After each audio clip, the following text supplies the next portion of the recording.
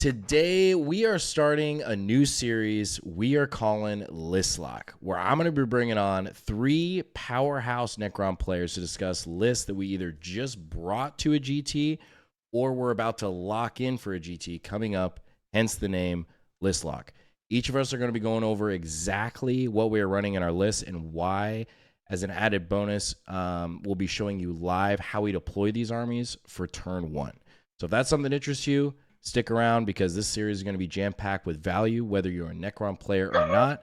And I'd like to welcome these 3 gents. First up, we got Daniel in the house. How the hell you doing, man? Great. Always nice to see a pretty face. Hey, you know, you're just inflating my head already, man. Just this guy's always here with some colorful commentary. I'll tell you. Steven, I was talking about you. I don't know what he's talking about. What I do? Oh man! All right. Well, hey, we got Daniel in the house. Currently a top 10 in the world Necron player based on ITC scoring. So he knows a little bit about some Necrons. And right below him, we got Steven in the headband. You know this man's not messing around. 5-1 recently in LVO, tearing it up at Worlds this past year in the fall. How you doing, man? I'm doing good. Dude, glad to have you. Good to see you. My puppy just came in. Hopefully that wasn't too loud. Oh no, that's perfect, man. We love a little a little shake up there. And then finally, we got the man, the myth, the legend. We got Ulyss in the house. Unfortunately, his video camera is not working tonight, so we have still him on the screen, but in just a different form right now, in his Necron form. It's the tan version. Yeah, the tan version. And he was also previous best Necron player in the ITC previously. So very happy to have you on the channel and on this List Lock series. And dude, how are you doing, man? Dude, I'm doing better than I deserve, and doing great. All right, man. Well, dude, welcome, and let's just get this started here. So we're each going to be going over lists tonight of, again, what either we previously ran for a tournament or what we're about to lock in. I know Steven's about to be going to Adepticon here soon. I just finished up a GT this past weekend. Ulyss has got some stuff coming up. Daniel's got some stuff coming up. So let's freaking talk about it. So I'm going to switch over to the new screen here, and we are going to be bringing up Ulyss's list here first in his Hypercrypt. So I'm going to pull this up on the screen, and Ulyss, you should be able to see that now. Is that right? Yeah, I got you. Sweet, man. So yeah, if you want to just kind of go through and break it down, man, the floor is yours as far as on this list and what your thinking is behind it. Yeah, so I mean, I've been running the Hyper list for a little bit. It's undefeated right now in the GTs and majors. I got another GT coming up. I haven't done a big tournament since the nerfs, but I've been getting a handful of games in post nerfs. Yeah, it sucks. Like it hurts. The 6-inch from the 3-inch definitely makes a difference, and the 3 down to the 2 makes a difference. But it's still working well into the meta. It still has a big punch. I mean, the whole goal of this list is to basically put about 1,700 points in your face on a certain boom turn, whether that's turn 2 or turn 3, depending on how we play the game, and really maximizing the fact that so the list, basically, quick breakdown on the list is there's 4 powerhouse units. You got Silent King in there. Yep. You've got the Plasmancer that's joining in with the Warriors. You got Illuminor, which is always good in just about any detachment, but he specifically works well with the Warriors because a lot of my damage is coming from the Warriors themselves. And then I've got 4 different action monkeys and 2 scarabs and 2 locust destroyers. Always add your thralls to the Warriors, especially when you're running with Illuminor. It's just too valuable to not have them in that unit. And then to fill out the list, I've got the 2 monoliths and the stalker. So it's not very drop heavy, unfortunately. It doesn't have a lot of wiggle for things. I mean, as much as I would love to get in, maybe a hex mark or some tomb blades in this list, it's really balanced around a very I've got a few points of wiggle room, about 75 points I can kind of play around with, but not a lot. Mm-hmm. But that's the gist of the list. It's trying to, I mean, my goal is to basically play only 3 turns a game, so it's definitely designed to kill. I mean, it's not short on punching power, to say the least. So no, it's and the concept too is that you have your 2 monoliths that'll come down, and then you can 6-inch your Silent King, so you have flexibility, and then the monoliths can pull out both the Warriors and the Illuminor. So you basically that's your whole crunch right there. Hopefully you're able to get a position for the stalker to also be able to remove cover for your warriors. But even if you don't, you still have a Luminor there to give them the extra AP. And so a lot of times that's going to be putting a lot of opponents on their invulnerable saves. But it just gives them very flexibility. It's almost always guaranteeing me strike first. The monoliths with their, with the Titanic keyword, especially even in terrain heavy, I feel very comfortable in terrain heavy layouts because the monolith with the Titanic keyword and they're tall enough. So Titanic, you just got to touch a sliver of the ruin, sliver of the base, and so people are good at denying that 6-inch drop, but so many times, especially the way monoliths are built in that hard square, you can get that little corner that just clips a base, and you basically get to invalidate, any of the windows that are second floor or higher, So there's a lot of times when people don't, as good of a player as they might be, they might still miss a 6-inch sliver somewhere. And if you can find that 6-inch sliver and you can get in there and really maximize it, and then after that, your warriors are still kicking out 6 inches out. So it's, sometimes I'll still do a monolith that will do the 6-inch drop. And so that's a 6-inch drop and the warriors are kicking out 6 inches. So they're basically right on top of whatever units I was trying to shoot. So it's very hard to hide from that. So especially in this meta with like orcs and stuff like that, like unless you're doing a full screen, but now if you're full screening, then your warriors can just drop in 6 inches and they can pick up a bunch of screens. And if there's anything left in that warrior unit after they've picked up a bunch of screens, then they can recall back to the monolith. So it's kind of, if you try and screen me out, I'm going to punish you by killing your screens, and the warriors generally will upswing in that scenario. And then if you don't screen me out and you let me find a spot somewhere, I'm going to really punish you. And there's a lot of times big units in my opponent's list don't ever get to shoot or do an action. So it's super, super strong, man. Well, I definitely would love, this list is very interesting. I'm sure a lot of people watching this video appreciate like just different perspectives and not just like Awakened or Star Shatter, but actually potentially seeing some hyper back. Yeah, that's also, I like being a little bit of a, yeah. So, as far as deployment goes, usually one of my monoliths will go up in Deep Strike, unless I'm playing an army that I know is going to full send. Like if they're going to full send like World Eaters or Space Wolves, something like that I know that more than likely they're going to be just full sending. I'll leave everything down. Maybe still put one Locust Destroyer up, but yeah. So I definitely have one monolith that's up, and usually one Locust Destroyer. That Locust Destroyer will usually come down either turn 2 or turn 3. There's so many different secondaries where even without the Deep Strike keyword, he can still be a lot of value.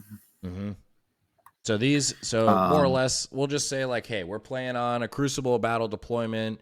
This is obviously layout 6 GW. We predominantly play in the US, so these are the layouts that we use for tournaments. And let's just say we're playing Take and Hold. And as Yiel's mentioned, like standard as far as deployment, he's keeping the monolith and just a Locust Destroyer in reserve just to give him options for scoring. And then typically, what are you leading with when you're deploying this army?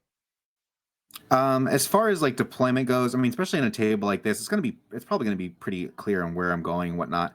But that being said, for the most part, my deployment doesn't generally matter that much on where my opponent's going to go. It's my goal is to hide the monolith and Silent King. So back there in the back corner somewhere, they're going to hide as best they can, trying to, deny any, basically any shooting lanes to get to either one of those best I can.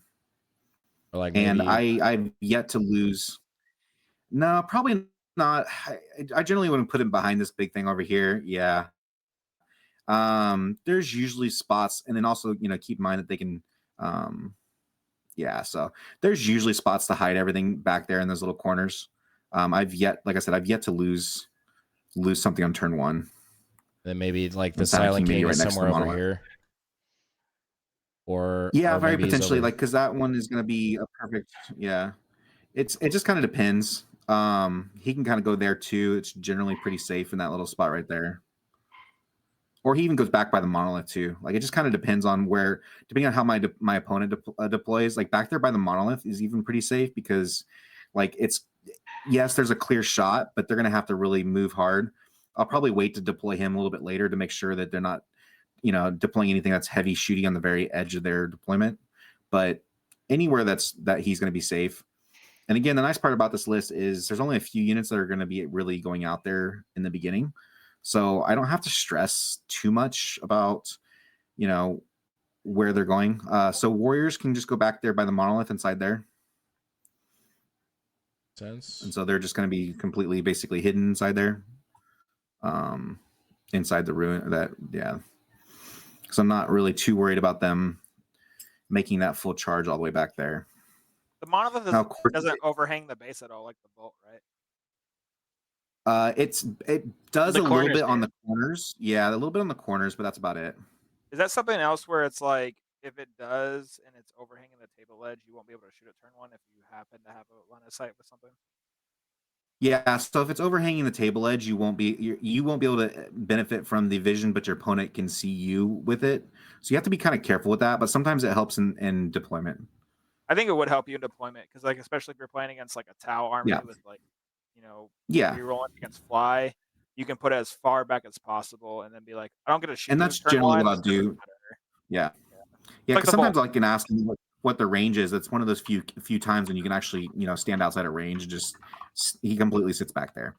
Now in this scenario, generally the stalker is going to be up towards the middle. Yeah, right about there, almost perfect. Because then he can kind of go either direction depending on if I go first or second with a scout move. Yep.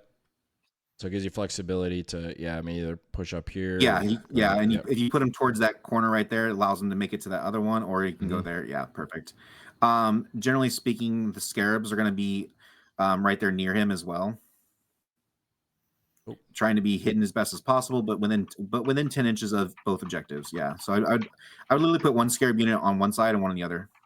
And I think most tournaments ruling you can actually put the scarabs underneath. Most of them are. Yeah, I do ask TOs beforehand because the stalker is such a unique unit. But I do confirm that obviously his actual arms can't stand on the bases, but other than that, so far that's been the consensus. I do ask because it is just kind of a weird thing. Definitely ask your TOs that, because I know for a fact I've asked that same question and my TOs said no. So that's definitely a TO preference kind of thing, which every event. No, there's usually a spot where if you get it and you just get a sliver, and that's all I need. Yep. So that's what we're measuring there, just 10 inches. So if he gets his cleanse turn one, something like that, it's very easy for him to score. Area denial, locus, all those sort of things. And then where are you putting the second unit of scarabs? Yeah, second unit of scarabs is going to basically be more than likely right behind the stalker. They're both going to be right there in that same area. Okay. Because then if they need to, Illuminor can go into this little corner of this ruin and give both units OC.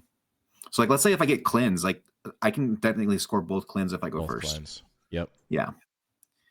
And so Illuminor basically will try and fit right there behind the stalker somewhere safe as well. Yeah. He's got a little matchup. So if anyone reaches out to get 12 inches on Xerath right there, I think you just win. And and the last destroyer, that's the other thing too. And no one's gonna commit heavy to killing Illuminor on turn 1 or 2. Yeah, just because if they do, they probably just lose because you're gonna have to commit 300 or 400 points to kill Illuminor. If you do that, I'm perfectly okay losing Illuminor in that case because he's only helping there for the warrior. Anyways, that last destroyer will go in the ruin next to the warriors because he'll end up holding my home objective for the first 2 to 3 turns, or helping screen out. But yeah, he'll end up going on the home objective after I move out. Goal is generally I generally accept the fact that I'm going to probably lose my home objective. I'll play a little bit different strategy when it comes to linchpin and some of that, but generally speaking, my goal is to ultimately get to my opponent's home objective before they get to mine, and that generally plays out for the most part. It'd make your list so much better to have that sticky objective to run that special character that no one else is running. Dude, I heard Trajan's on the come up, man.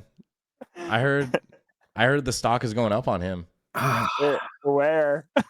It would be so fast. It would be interesting. I mean, hyper there's a certain interesting point to hyper just because you're cool, I'm gonna sticky and then I'll drop in and drop another sticky somewhere else as I'm leaving again.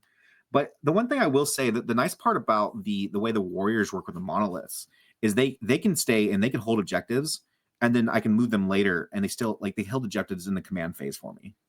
because they're not coming up at the end of my opponent's turn. They're coming up in my own turn.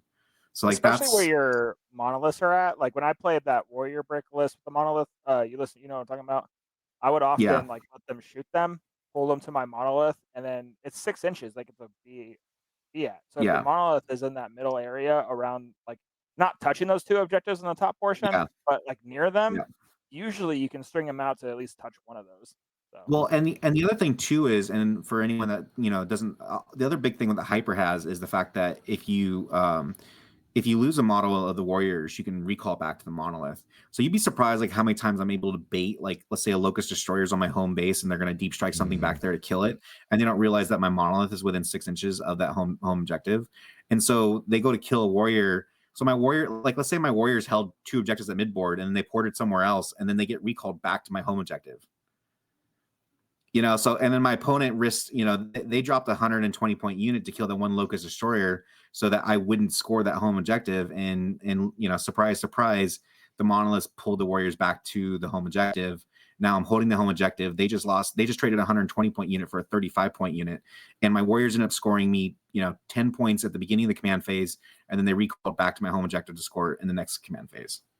Not to mention they probably just traded up too to kill whatever they just poofed over. And then whatever dropped in gets to die the next turn. So like it's just there's just so many different like plays there that like the recall is such a huge ability. I can use the warriors to screen out for the monoliths when they come in, and then if my opponent like presents like a unit that's really good at killing warriors but not killing monoliths, then I can take a damage and then recall them behind the monoliths, so it's, or they can stay in front of the monoliths and they protect, and they don't care about volume or big, anti-tank shots. So it's just a nice little play that you can really work out. And if you're good at where you're dropping your monoliths, like that recall to recapture an objective that your opponent just assumed that you'd, left or forgotten, is pretty strong. So yeah, so on turn 1, depending on what happens, like if I go first, the Scarabs have the ability to move forward to objectives while Illuminor moves to center there.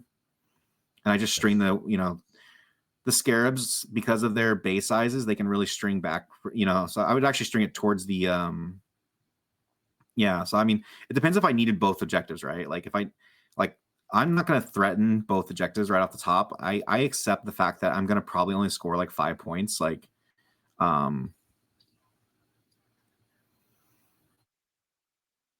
the Silent King doesn't give him the bonus. And then let's just say he draws like, established locus, right? Yeah. Or something like this maybe, and then you're still within the 6. And stringing it back, maybe something like that. Yeah. Or like I said, or they can be on the objective. It just kind of depends on what I need to have happen. Yeah, if you draw area denial, they can just advance and then you leave one guy behind it. Hopefully he lives and they don't draw overwhelming force and you call it good. And you take your 5 points and you're like, sweet, I love my life. What would you say your turn? Oh, go ahead. I said turn 1, my goal is to score only 1 secondary. Like I this list is not designed to score 100-point games. It's designed to score 88-point games, but have your opponent concede on turn 3 or 4. So like I accept that I'm gonna lose turn 1. Like that's generally okay for me. I want to score as best I can. But it also depends too on like, and the Scarabs are there to help me score early. Now, if I go second, that's where the Stalker comes into play, because then the Stalker can help regain an objective or retake, help try and deny my opponent. And I can also drop a warrior unit to help kind of clear that out too. So it just kind of depends on that scenario. What would you say like your toughest matchups are with this list that you've seen so far?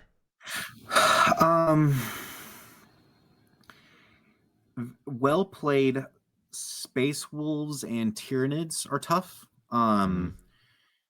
Space Wolves in part because I can kill a bunch of Thunderwolf cavalry. I think I average killing about 12 a turn, 12 to 14. So I can kill a bunch, but like their clapback is still strong even with those being dead. So my vulnerability is fast things that have a decent amount of damage but are still weirdly durable. So like Tyranids, I say Tyranids are kind of scary because the Gene Stealers are still weirdly durable and they can do a decent amount of damage to just about everything. And if you couple that with some extra, exocrine shooting and some Tyrannofex shooting, like I usually can pop some of the big things, or I can choose to kill the Gene Stealers. It just depends on the opponent and how good they are. So I generally don't like, and then I would say like heavy MSU, like if Drukari ever got a blow up, they would probably be a very nervous thing for me. But right now, I just don't think I don't think they're strong enough to be. I mean, unless I'm playing Scary, they don't scare me as much. But yeah, maybe demons. I haven't really had too many matchups in the demons, but I also feel like in those matchups, I just play really safe until they finally put some stuff on objectives. And the last time I played demons, I was able to pick up 3 greater demons in one turn. So my assumption is I can hopefully do something about that as well. So yeah, I mean, the list is just designed to pick up stuff. So whatever I can do to try and bait them to do that. And like I said, the warriors can go out early to try and start that exchange. And if they don't kill the warriors in one activation, they just recall back, and I still have some decent damage in the next turn. So, and that's the thing too, like the warriors get super, like people underestimate the warriors. Their damage output is on average, I'm forcing 22 to 24 saves at AP2. Yeah, it's crazy. It's again, crazy. Yeah, it's good, right? And so like, and it's one of those kind of thing where if you have the choice, it's almost always better to have smaller damage over a lot of shots than it is to have a big damage. So like, it's just the damage is really consistent. And then your Plasmancer is getting, at least usually 2 mortal wounds on his ability. And I generally am hoping for one of his shots to get through. But keep in mind, if he's near Illuminor, he's also AP4. Strength 7, AP4. You're gonna have rerolling hits. He's gonna be pretty consistent. Yeah, for 60, 65, yeah, 60 points, yeah. So it's he's super underrated, and then he's also really great too for when you do come down on your boom turn. If you got like, I can't tell you how many times something's left with 1 or 2 wounds, and I'm like, cool, that's what I saved that ability for, And it's just like he picks up that 1 or 2 wounds, so I don't have to waste a full, I don't have to try and play a game of how many death ray shots do I put into that, small knight that's still sitting there. So definitely helps with sequencing for sure. Yeah, it can pick up those last 2 wounds for you too. Do you ever find yourself CP hungry in this detachment? Because like obviously So my plan, you need 1 CP for the 6-inch, right? Yep. You're gonna want 2 CP for the callback the warriors in the case that it's needed. You might potentially need 1 a CP for the 4 Binvol on the monolith. Yep, and the 4 Binvol, and then it's probably like once a tournament you probably use the reanimation while you're in hyper phase, maybe. Right? No, actually, I don't think I've actually ever used it, to be honest. Yeah, that's bad. It's bad. It's not that it's horrible. Like if you have like, it was better when it was 3 units up there, and if you had 3 units that was hurting, then it was it's potentially an extra 3d3 wounds, right? But no, the list is if I plan my CP out, I don't have a lot of things to do rerolls on, so like that's a nice thing. I'm not spending like I don't have DDAs that are okay. I rolled a 1 on the shots, now I need to reroll that number of shots. Like there's not a lot for me to reroll wounds on or reroll like damage on, so I get to save CP there. But yeah, in my early turns, I do have a very specific plan to make sure that I have the 2 CP for the potential for the recall, and generally maybe a CP for a 4 Binvol. Now, granted, monoliths don't necessarily need the 4 Binvol that much, just because they're almost always getting cover with a 2-up save. So 9 times out of 10, they're usually on that 4-up anyway. But it's nice to have against certain armies. Like if I go into against AP4s, especially if they get AP4 ship cover, I definitely want to make sure I have that 4 Binvol for a monolith. Chaos Knights getting their Beltas to AP5. but generally that'll be turn 3, right? So potentially turn 2, depending on the scenario. And if I went first or went second. So if I go second, I'm gonna generally pick up the warriors and maybe an action monkey piece. I mean, whether that be the Stalker or Illuminor, it might be one of those kind of pieces that come up with them. So like, and my whole goal, if I'm going second, is just to try and remove whatever they put out on objectives to keep our primary game pretty close. And while the Stalker maybe is moving out there to center board, to score, especially if I have a scoring action, right? And the Stalker, a lot of times he just plays bait. Like, I mean, if I can trade any of their anti-tank guns for the Stalker, that's almost always going to be a trade up in my for me, because my goal is to hopefully not lose a bit major asset on my boom turn. I can survive if I lose one. I definitely can't survive if I lose two. So generally, I'm hoping to only lose one monolith. But I mean, if I can remove one tank asset before I even do my boom turn, then there's a decent chance that one of my monoliths survive. I would say in the last like 10 games that I've had with this list, I probably average losing a monolith one every other game. Like I'll lose like in a 5-game GT, I'll probably only lose about maybe 2 or 3 monoliths depending on the scenario. And they're usually my first targets or my opponent's first targets. So if I don't lose them early, I generally don't lose them the rest of the game. So because then that one that's hurt, I can play it a little bit more defensively, and I now present you with a full Silent King and another full monolith. So it's like, cool, you just did 20 out of 22 wounds, but now that monolith's going to go stay safe for a turn, or it's going to get some shots that are off in a corner that you're not going to have anything to get to it anyway. Yeah, so that's pretty good, dude. Well, freaking that is the gist. Solid list, my man. Excited to see how you do with this list coming up. I think it's definitely got a lot of legs. Got a GT next weekend or next month, middle of April, and I got an RTT I'm going to this next weekend. So yeah, I'm trying to get as many reps in as I can, live reps. It's just yeah, like I said, we're still playing around the nerfs. Like, don't get me wrong, the nerfs definitely hurt, but I think there's still some life left in this list, and even with the meta the way it is right now, I think I still have a game into Orc, especially if they do get some little pullback. And I think I have a game into Eldar. Again, I mean, most of the list is just about striking first, So if you can't be good, be fast.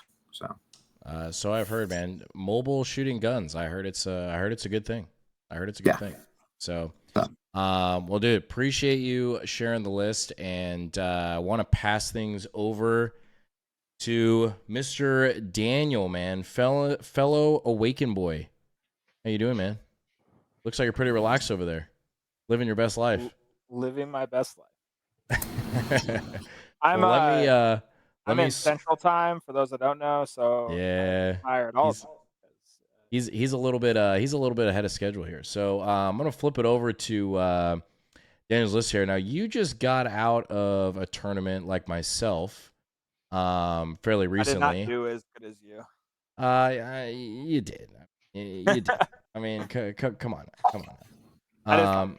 At least you know what the Silent King's rules are, unlike me, apparently. So, there is that. Dude, man, I spent the entire first year and a half of 10th edition running the Locust Heavy Destroyers with 3 wounds. So nice, man. If you're gonna cheat, points well spent. Points well spent. Yeah. So can you see your list up on the screen? Yeah, go ahead and scroll up to the top. Sweet. It's at the top, man. We can see the hex mark.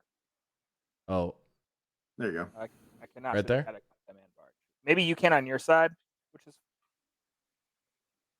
What do you guys see? The CCB's there. Yeah. So okay. Good. There's a CCB. So, look, you've probably seen my list already. Me and Kylan's talked about it like 50 times in the last month. It's got the Catacomb Command Barge. I'm all about the CCB because it gives the +1 OC, which in my games has always been very, very clutch. Even if they're battle shock, they maintain at least 1 OC because the benefit happens after the negative. He also has a Resorb, and yeah, there's games where I don't need 2 Resorbs, which I'll foreshadowing here. But in that time I do, it comes up very, very clutch.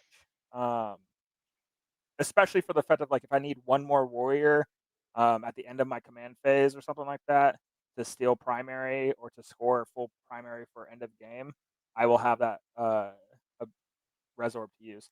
Then I have 2 hex marks, something that's different in this list because of points purposes. My Cherokee list and the last GT I went to, I lost the Nightbringer. Though I was happy to use him, and I do feel that people are afraid just to move forward because they just have PTSD of Nightbringer from like the start of the Codex. I was always trading down. I would kill like 1 Chaos Knight, and then I would get like 15 Meltas to the face, and then like, yeah, it would help me out a little bit because now the Chaos Knights are putting all that attention towards one thing, right? But it's just one of those things where it's like, do I really want to trade a 305-point model for like a 160-point model or whatever Knights are? No, not something I want to do. So I lost him and made several changes in this list. For starters, I lost my Veil of Darkness on the Hexmark. That is something I'm really going to miss. It sounds gimmicky, but as Kylan has experienced in his games, it's super clutch. So I'll see how that really affects me. This is my list I'm running for. Uh, People down in Florida know me for team events. This is what I normally do. This is my team list. So I'm trying to build this list for team central things, which is all about scoring points. If I'm going to lose, it's going to be a tie, right? So that's my goal, right? So I brought something that you guys will love. I brought Scorpec Lords. I think I have 3 in this list. One of them is going to have the 4-up Feel No Pain. We also missed it. Obviously, I'm a Warrior Brick guy. I have Orican and the Overlord with the Stealth enhancement because but then I do run 3 Scorpec Lords. The thought process with this is that they allow me to mathematically do the same amount of damage as the Nightbringer in combat because they get to charge, do mortals, and then kill stuff, and then they get to do actions. There's also 3 of them, which has a farther footprint. I have a Ghost Arc. If you run the Warrior Brick and your goal with the Warrior Brick, unlike Ulysses' list where it's like, I'm going to kill you with this Warrior Brick, but if you want your Warrior Brick to live, don't leave the Ghost Arc at home. It is easily the most clutch thing in this list. Remember, I played against Quentin from Art of War in Tampa Open 2 years ago, and this is when I started doing this whole Warrior Brick list idea. Was the start of 10th edition, and I remember I lost to him, and he said to me, "Should have had a Ghost Arc." And I have had a Ghost Arc. I don't think I've told you guys this. I have not had a Ghost Arc. I've had a Ghost Arc in every Warrior list I've done since then. And he was right. And this was when they still had D3+3. But that Ghost Arc doing that ability is just too clutch. It's so well, good. And then the Ghost Arc remind me again too that it can proc in both your opponent's turn and your turn, right? Yep. So if you get Overwatched, you actually can utilize. I don't think my Warriors have been Overwatched in the last year because whenever they think about Overwatching my Warriors, I let them know, hey, if you do this, I can reanimate, and you're gonna kill less than I bring back. And they're always like, oh, cool, won't Overwatch you, and I go on with my day. So yes, it does do that. Sometimes if it's my opponent's turn, and I'm in combat and I happen to kill something right with my Crypto Thralls, because Crypto Thralls I can actually do pretty good damage in combat. Let's say I'm in lingering combat already. I will always consolidate to an enemy model if they are nearby to let them attack my Warriors, so that way my Ghost Arc can still activate when normally it wouldn't have, so I can bring back more models. But yeah, anyways, so then I have the Reanimator. The Reanimator is required because they lost that D3+3 at the start of the edition for Warriors special abilities. So the Reanimator gives that to me. I have Flayed Ones. Like I said in Kylan and me tier list, I think Flayed Ones are required in every list right now. Unfortunately, you can't fit the points, which makes sense, right? It doesn't work exactly for what you're trying to do. But for me, it allows me, because I want to get the Warriors, I want turn 1, I deploy them on the line. It looks like a Civil War reenactment, and I advance them 11 inches. I hope they shoot me. Usually they don't because they're not dumb. And then I move 11 inches. I need the Flayed Ones to basically ensure I get to where I need to go. Mm-hmm. And explain to people too, like the reason why, like it feels so weird seeing a competitive player deploy on the line. I used to give you so much crap about it for so long, and it took me a while to realize why it's a benefit for you. Like, do you want to explain that real quick? Because I think that's a great question. So Ulysses, I've known Ulysses for a couple of years now, and I would last edition I would also run like 80 Warriors. I did the same thing. I put them on the line. It looks really funny, right? And he's always like, "Why would you do that?" The reason why I do that is to try to convince my enemy that they can kill the brick. I start every game, I tell them the same thing. You can't kill this brick. And it's like something ticks in their head. We're like, oh, I can kill it, right? It's like reverse psychology, right? And so turn 1, if they want to shoot the brick, they can. Nothing from that distance is going to be able to kill them. So maybe they kill 2 or 3. And then on my turn, I reanimate them forward. And that gives me, instead of moving 11 inches to auto advance onto an objective, now I might be able to just simply move onto an objective and do an action with the Warrior Brick. So you get basically, instead of having an 11-inch move, you now have like the 2 inches of the base plus the 2 inches, or is it an inch and a half or something like that? Whatever the size of the base is, I think it's 2 inches. maybe it's a little less, whatever. I just assume 3 inches. I just call it 3 inches, and sure. that's good. It gives me a 3-inch extra movement, right? So it gives me a 14-inch movement instead of just a 11-inch movement. But yeah, I used to send photos to Ulyss every time I finished my deployment just to piss him off. Exactly. He's like, this is so stupid. And then I'd message him an hour or 3 hours later. I'd be like, yeah, I won like 100 to 35 or something. And he's like, I don't get it, but okay, whatever. It's all right. It's hard until you actually play it or actually see it played to understand just exactly how much warriors you're bringing back a turn.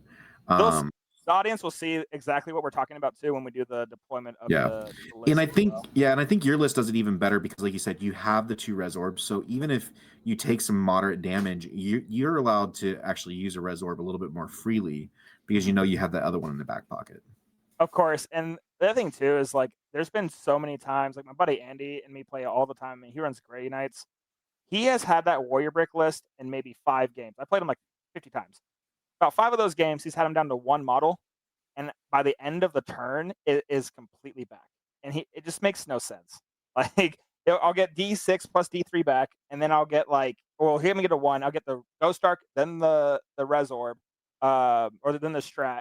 Then I use the Res Orb at the end of the phase, and then I get my command phase. So by the time I'm like done with my command phase, I've pretty much got back like all of them, and they're just like, cool, great, and then your opponent gets all pissed off. But anyways, great question because it's always funny to talk about pissing off Ulyss. So then I have 2 Locust Destroyers. All right, so from my last 2 events, the things I was noticing, I was always scoring points, right? Primaries with this list is just automatic, right? Like Kylan can speak for it too when he does his list. You're going to score primary. It's really hard for your opponent to truly knock you off of primary when you have a 20-man warrior brick with a 4-up invoke, right? It sounds simple maybe to you, but it's not, or else it would happen. And so what I was lacking though in both Cherokee and my last GT is enough secondary action monkeys because like I have so many points put into Doomsday Arcs, the Nightbringer, and then if you saw the stream I was in, you saw that I had pretty much 1,000 points on my list in a back corner, and it doesn't move. It sits there because if it dies, I lose out on a lot of my shenanigans, right? So I needed things to do actions. That's what the 3 Scorpec Lords are doing, plus the 2 Hex Marks. That's great. That's 5 units. The 2 Locust Destroyers, especially in team events, my goal is to score 30 to 50 points in primary every game. That's 40 points instantly from primary to paint. So now I need to score all the secondaries I can. And with this list, I'm going to score, cleanse, establish, containment, extend battle lines, probably storm hostile objective. There's so many secondaries that this list is so good at scoring at that I should be able to score 25 to 40 point secondaries. And then no matter what, even if I lose, it's going to be a very, very close game. So in teams, that's a tie. If not, I'll win like 11-9 or 8 or 12-8, which is perfect for team setting because if, let's say, for example, Daka doesn't get the nerfs that everyone in the world right now thinks they're going to get, this list goes into it. I've already played against it. I've had a really good experience against it. Kylan's played against it. He had good experiences too. I would feel fine. So I'll take that matchup to avoid any of my teammates getting destroyed off the table turn 3 to double. Yes, so far you and Kylan are undefeated into the Orc Daka. Like I've lost one. It went by 1 point, right? So I mean, with all the talk with Orcs, right now, I mean, team tie, baby. Team tie, yeah, exactly. So. Yep. I mean, I think it's a matter of, I mean, the games are finishing by 1 point. That's just one more dice roll that goes your way and you win. Yeah. So, I mean, yeah, the fact that the list can do well into Orcs is... Or a card. You seem to do the wrong card. This list also really works for singles events too, in my opinion, just because of the fact that if I can score 80 points on average in team event, I'm going to do that in singles events. So now it's just my job to outplay my opponent at that. And I will say too with your list, like there's nothing that you're stressed about losing. Like other than, I mean, obviously your core group that's way in the back, right? Your little core pocket and Cubby. Yeah, but I mean, like you already know the math on that, and there's only maybe a couple units in the entire game that could potentially, pick it up in one shot, and even then the math's not great. Nope. So. The list is I'm hoping good things from it. Some of the stuff we didn't get to, real quick, I'll just name it off. I have 1 Doomsday Arc instead of 2. I have 2 Scorpec units with Plasma Sights, because duh. I have an Ophidian unit with a Plasma Sight. The Ophidian unit is great because I don't have the Veil of Darkness. And then I have Tomb Blades. I'm a firm believer in Tomb Blades. You get to score turn 1 behind enemy lines in a lot of different deployment maps. Plus, they get to screen out. You play against guard. You trap your entire opponent in their deployment zone if you go first. So it's great. Good to go. All right. Anyways, yeah. So, first thing is first. I always deploy my flayed ones if they have infiltrate.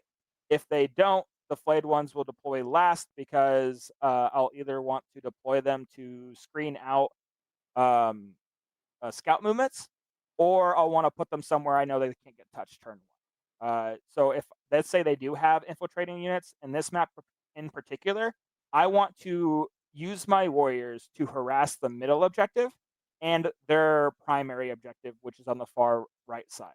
I guess it would be the left side. What would you say the primary objective is? I feel like the right one is harder for me to get to, right? Yeah, I'd say this is their natural expansion here. Yeah, so I'm going to deploy these flayed ones in a line. I don't care if they die turn 1. I really don't. And they're going to deploy 2 inches apart from each other to screen out the most amount of zone as possible. It's important to remember that they don't have to be fully to the right to screen out that side because they have a 9-inch bubble that they can't ever come into. So if you're like that right there, you're good to go. Also, never deploy them onto an objective marker in no man's land because then you give them overwhelming force turn 1 if they go first and they grab it, and that's not something you want to do. But yeah, This is played true. ones. Reserves. I'm gonna have 1 hex mark and 2 locust destroyers. The locust destroyers are just too good to be able to come in and do an action if I need them. And the hex mark. What I love to do is I like to basically tell my opponent, hey, you can move to my expansion deployment zone or my expansion objective marker on the top side. But if you do, which you'll see in my deployments in a minute, I'm going to kill you, right? And so normally they don't. And then I rapid ingress the hex mark onto that objective at the end of their second turn. And it gives me an extra primary objective marker that I normally wouldn't have had. All right, so next, I'm going to deploy my Doomsday Arc on the top left corner. Yep. Basically to watch that entire side on that top portion of the map. This list is different from my other one is normally I run 2, but I think that this is credit to the guy. We saw a list earlier that they were only running 1 Doomsday Arc. It obviously worked. He went 5-1, and I think it was a tournament in Colorado, right? And it worked for him. So if it worked for him, hopefully it works for me. So I'm gonna try that too. Next, I'm gonna have a Scorpec Lord with the 4-up Phenopain next to him. Oh, that's the other thing too, which I'm sure Colin will hit on. In most missions, I'm probably gonna run them not in the units of Scorpex. I don't have to. And it just gives me additional action monkeys that I can do different things for. Yeah, if you need punching power, you can attach them. If you if you're playing against a bunch of knights, then you want that punching power so that you can wipe them. If you're playing against orcs, if your Scorpec Lord touches them or if your Scorpex touch them, they die. So it doesn't really matter if they're attached. You may as well have more activations and more. They require more activations too. Exactly. Yeah, having that option is so huge. Mm-hmm. Yeah, it is, and I've not been a believer in Steven and Kylan until recently. So we're gonna let it fly. Scorpec Lord's he's so good. I'm gonna learn today. So then I'm gonna put the 1 unit of Scorpex near that Scorpec Lord, and basically that's gonna be my top left map pressure side, right? So these 3 units right here are going to move up slowly and tell my opponent, hey, you can touch this objective, but I will kill you. I might deploy something up there as well after my opponent's deployed something if I need to, like another Scorpec unit, but reality is they should be able to handle most of it by themselves. Next, I'm going to deploy my blob behind that horseshoe terrain, so that's going to be the Ghost Arc and the Reanimator.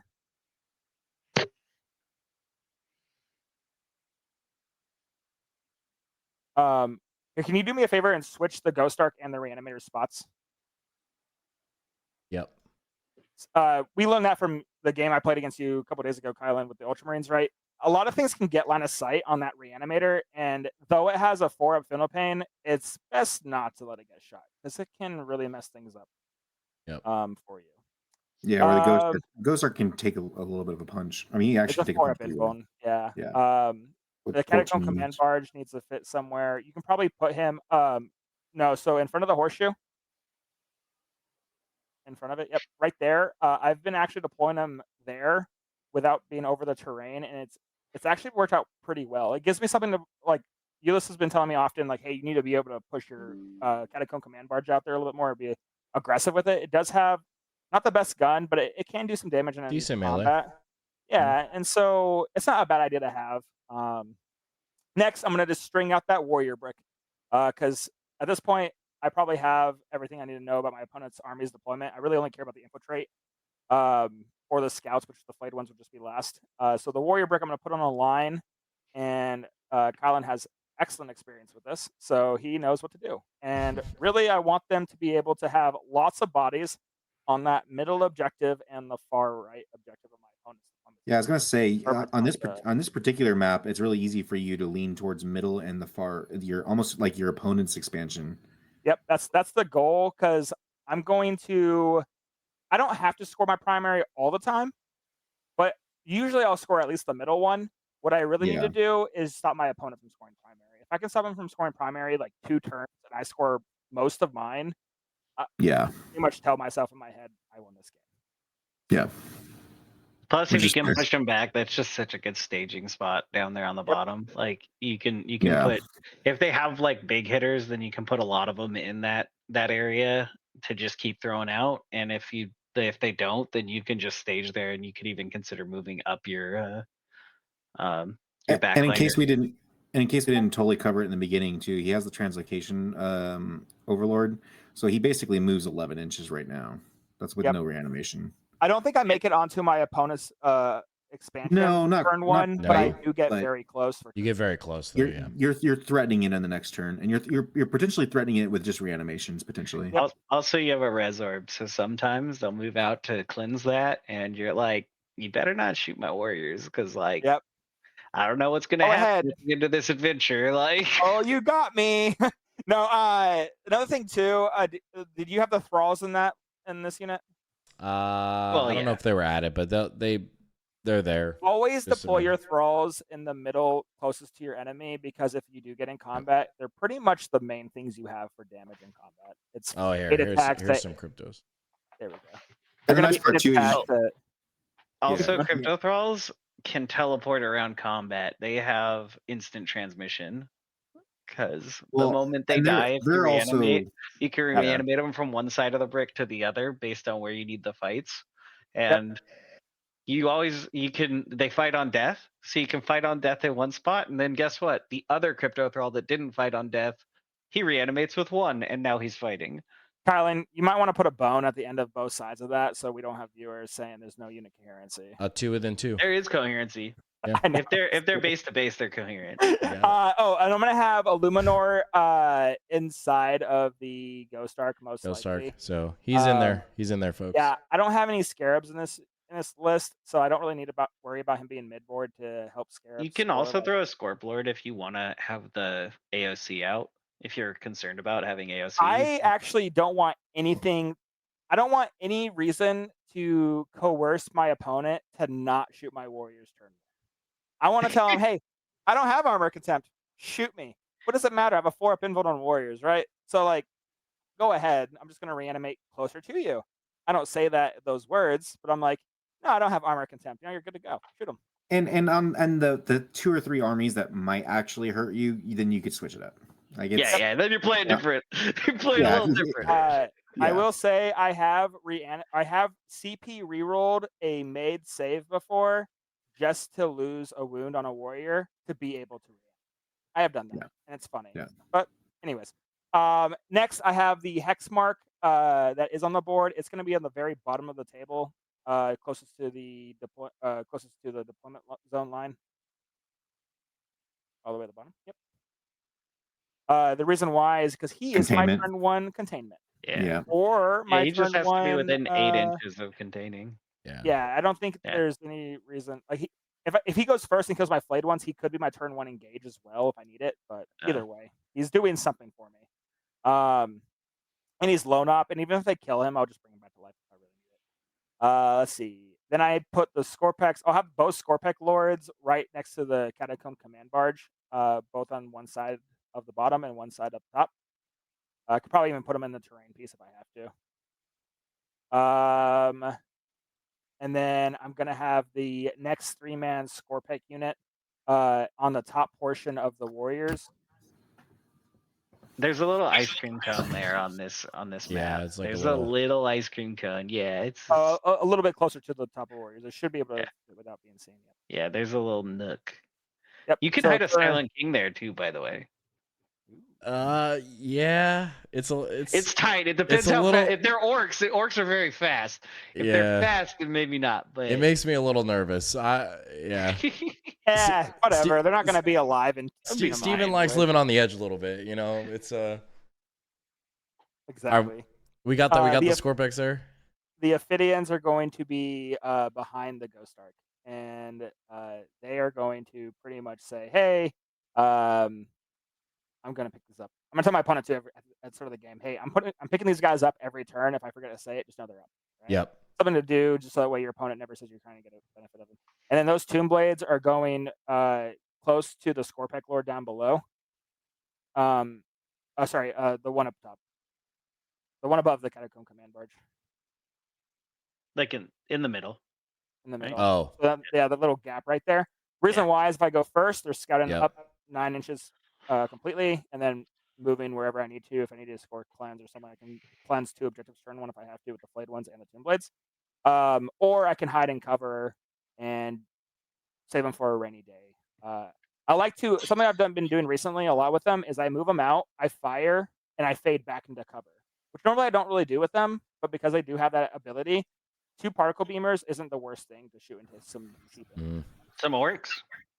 And some orcs. Some Gretchen. Can you measure the distance between the Reanimator and the Doomsday Ark up top? 15, 18? Yep. Yeah. So here's a great tip for a lot of people.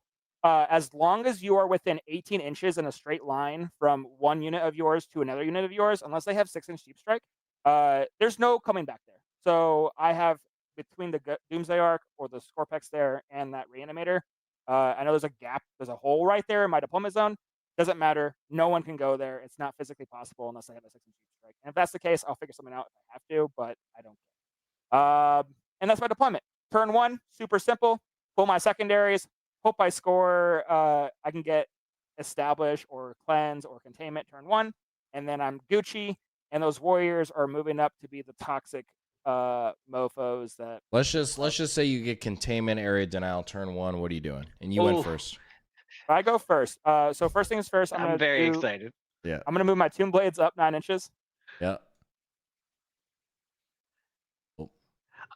Oh, also on this map, you can double contain on turn 1 on the top side there. Yeah. So they're gonna move 9. So there's this little gap right here next to this middle objective between that terrain that's kind of in his side and the middle one. I'm going to move those Tomb Blades up to that gap pretty much.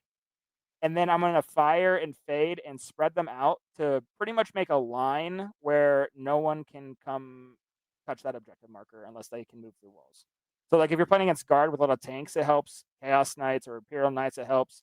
Tyranids, it's really useful for, and stuff like that. So that way people can't just freely charge into the warriors. Those warriors are going to charge 11 inches forward. I probably won't be able to touch the both objectives, but it is what it is.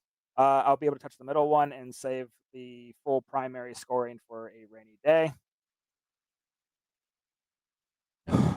Something too I like to do is because that piece of terrain that the Tomb Blade, the 2 Tomb Blades are on, people love to try to move through that. Those flayed ones there are going to, I'm going to advance them, and they're going to be 1.1 inch away from that wall. So that way, the Tomb Blades and the flayed ones have now made a wall between 2 different units where they can't just freely move through. Yep. And then the warriors continue moving, blah, blah, blah, blah. the Reanimator, or the Reanimator, the Illuminor is going to get out of the Ghost Arc. I'm going to advance. So on average, you're looking at 3, 8, so 11, 14 inches forward out of the Ghost Arc. And he's just going to go up in line of sight. It doesn't matter. He's blown up to where I can see mid-board. So as far forward as he can go to get as close as possible to that deployment line. Yep. And then he's going to be my next turn, established locus or something like that. I'm assuming, did 11 inches get the Warriors within 3 inches of the middle objective? Oh yeah, I was just doing it fast. Yeah. Just because of area denial purposes, you have to be within 3. And then the down below, those Scorpex are going to touch that line of the plate, not get on the plate because I don't want anybody to scoot down below and see them. Oh no, not those ones. The Scorpex Lords can go completely in there and get behind the terrain. I'm at the yeah, that's a good little Scorpex in the middle.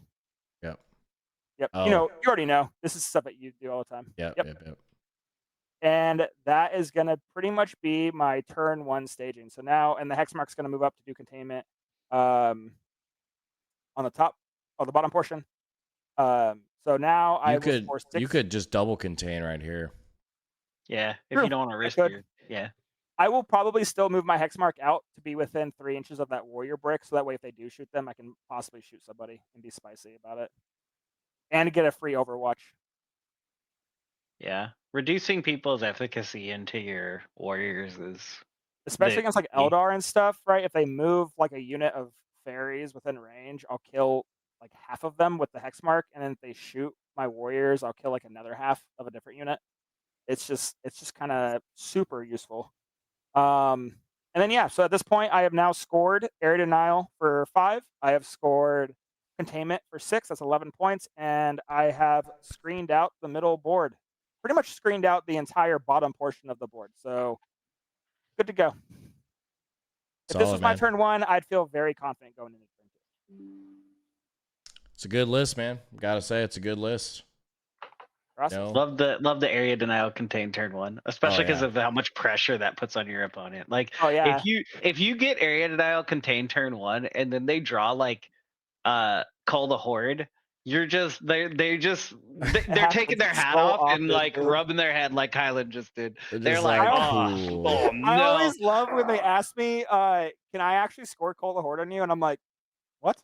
Yeah, the warrior brick. Like, come on, it's like a staple of Call the Horde. But yeah, and then the best part too about this is that normally, especially with this situation right here, they can't get to my warriors most likely except for the top portion of the map, which if they do, that is what it is. But next turn, I'm going to be able to most likely reanimate onto the bottom objective. So even if they kill like those 6 warriors and the thralls like on the middle objective, I'll be able to get where I need to. And then I can just move my Scorpex right there out and kill whatever just did that. And the nice part too is I think a lot of people look at this list and they're like, oh, well, I can throw a possessed unit and a chosen unit and they'll pick up the warriors if I throw enough things at it. But I think a lot of people don't realize is like you're able to pull enough models out. You only get one activation. It's very rare to get more than one activation into the unit. Like if you're not charging into your opponents, like in this setup right now, if they're not making a charge into basically where your catacomb command barge is, they're not killing. Like they're only going to get one activation into the warriors. Yep. So it's the warriors don't die very often. I've in between Cherokee and my last GT, that's 11 games. I lost them one time, and it was the last game playing for podium for a golden ticket. Guy won it, so he's good. He earned it. He was able to get behind me, and I wasn't playing to my best. I don't think I was messing up too much because I was too. Personally, I think I was just too nervous because I was finally like at that point where I could have gotten a golden ticket. I let it get to my head, and I got super nervous. I kept making mistakes, but I allowed him to get behind. He epic challenged the Orican model while making charges with other units, and so now for the rest of the phase, even though he comes back to life, that unit doesn't get a 4-up invuln. So yeah. Lessons learned. I just need to keep a leveled head when things like that happen. So. It's also nice to note too that if you really need to lose models because you need them to fall out of combat, you also can take a regular save. You don't have to take your invul save. Yep. So like that's a nice little like trick too. Is if hey, I really need this extra model to die for whatever reason, you can pull little shenanigans like that too. Or just pull them out of unit coherency and let them all die because I do have 2 res orbs and I can just bring them all back to life. Yeah, you can pull a linchpin unit and do that. So. And this is a list that like we've discussed before. Me, Kylan, Steven, and Ulyss have been working on this warrior brick list. Like I've been working on it since our 10th edition, right? But like it's at the point where it is now where I feel it's at its best, and it's starting to get a lot of tension or a lot of notoriety, right? And a lot of events, a lot of people running them. And I think that it's great that it's been able to build up to this point together, and the fact that there's so many different variations with this list, which we're about to find out when Kylan does his list. You don't have to just run one thing with the Warriors. You could literally run 3 Transcendent Catans with it if you really want to, right? You can do whatever you want to. Don't do that. I don't think it would work, but who knows? It might. It might. Maybe that's the next list block I do. So never know, man. Never know. We'll do. Appreciate you sharing and the variation. I'm sure people watching appreciate it. And we're gonna pass it over now to frickin' Steven, man, and he has got some Canoptek court for you, ladies and gentlemen. So passing it over to you, and I'm gonna pull up the list here, and just to make sure that you can see it. Can you see it okay there? Yep. Sweet, man. Well, yeah, the floor is yours, man. Break this down for us and what you were thinking. So the theory crafting behind this, I have had some feedback and everything. Right now, this list probably doesn't exist in a great place with orcs where they are, because orcs, unlike Into the Warrior bricks, do get a lot of extra damage because orcs are shooting a lot of 2 and 3 damage weapons, which the wraiths do not love. Assuming that wraiths come back, or orcs come back down to earth, this list I think has a lot of legs, pun intended. So we do start off with the Hexmark Destroyer. That guy's just in all of our lists, man. Yeah. He's just so good. And he's just gonna do stuff for you. Also with Canoptek Court, you have Lone Op. Being able to put Lone Op in like 2, now 3 places, as you see with Xerath next, is just it's great. It's really good to be able to do that. It gives you so much flexibility. Sometimes you don't want to give up an asset, and then you can use the hex marks to do that, because you don't have a lot of free assets when you're spending all those points on a warrior brick, or in this case 3 units of wraiths, and they're usually going to be like tied up or on a mission to do something. So keeping those extra assets is really important. So being able to double and even triple down on Lone Op is really beneficial. Since like Xerath just benefits so much from the detachment, you can use him aggressively because you don't really need him to support warriors in this case. You can use him aggressively at the beginning, force people out to do things, but he does still complement the Immortals. And the Immortals are just really good right now because there's a lot of missions that really benefit battle line. There's swift actions, there's stalwarts, raised banners, raised banners. So battle lines do kind of pop off, and especially when you take Tesla Immortals and slap them with a Plasmancer, it's just a good unit. It's always going to deliver some damage to you. With the Plasmancer Immortals, we already talked about it. It's just so good.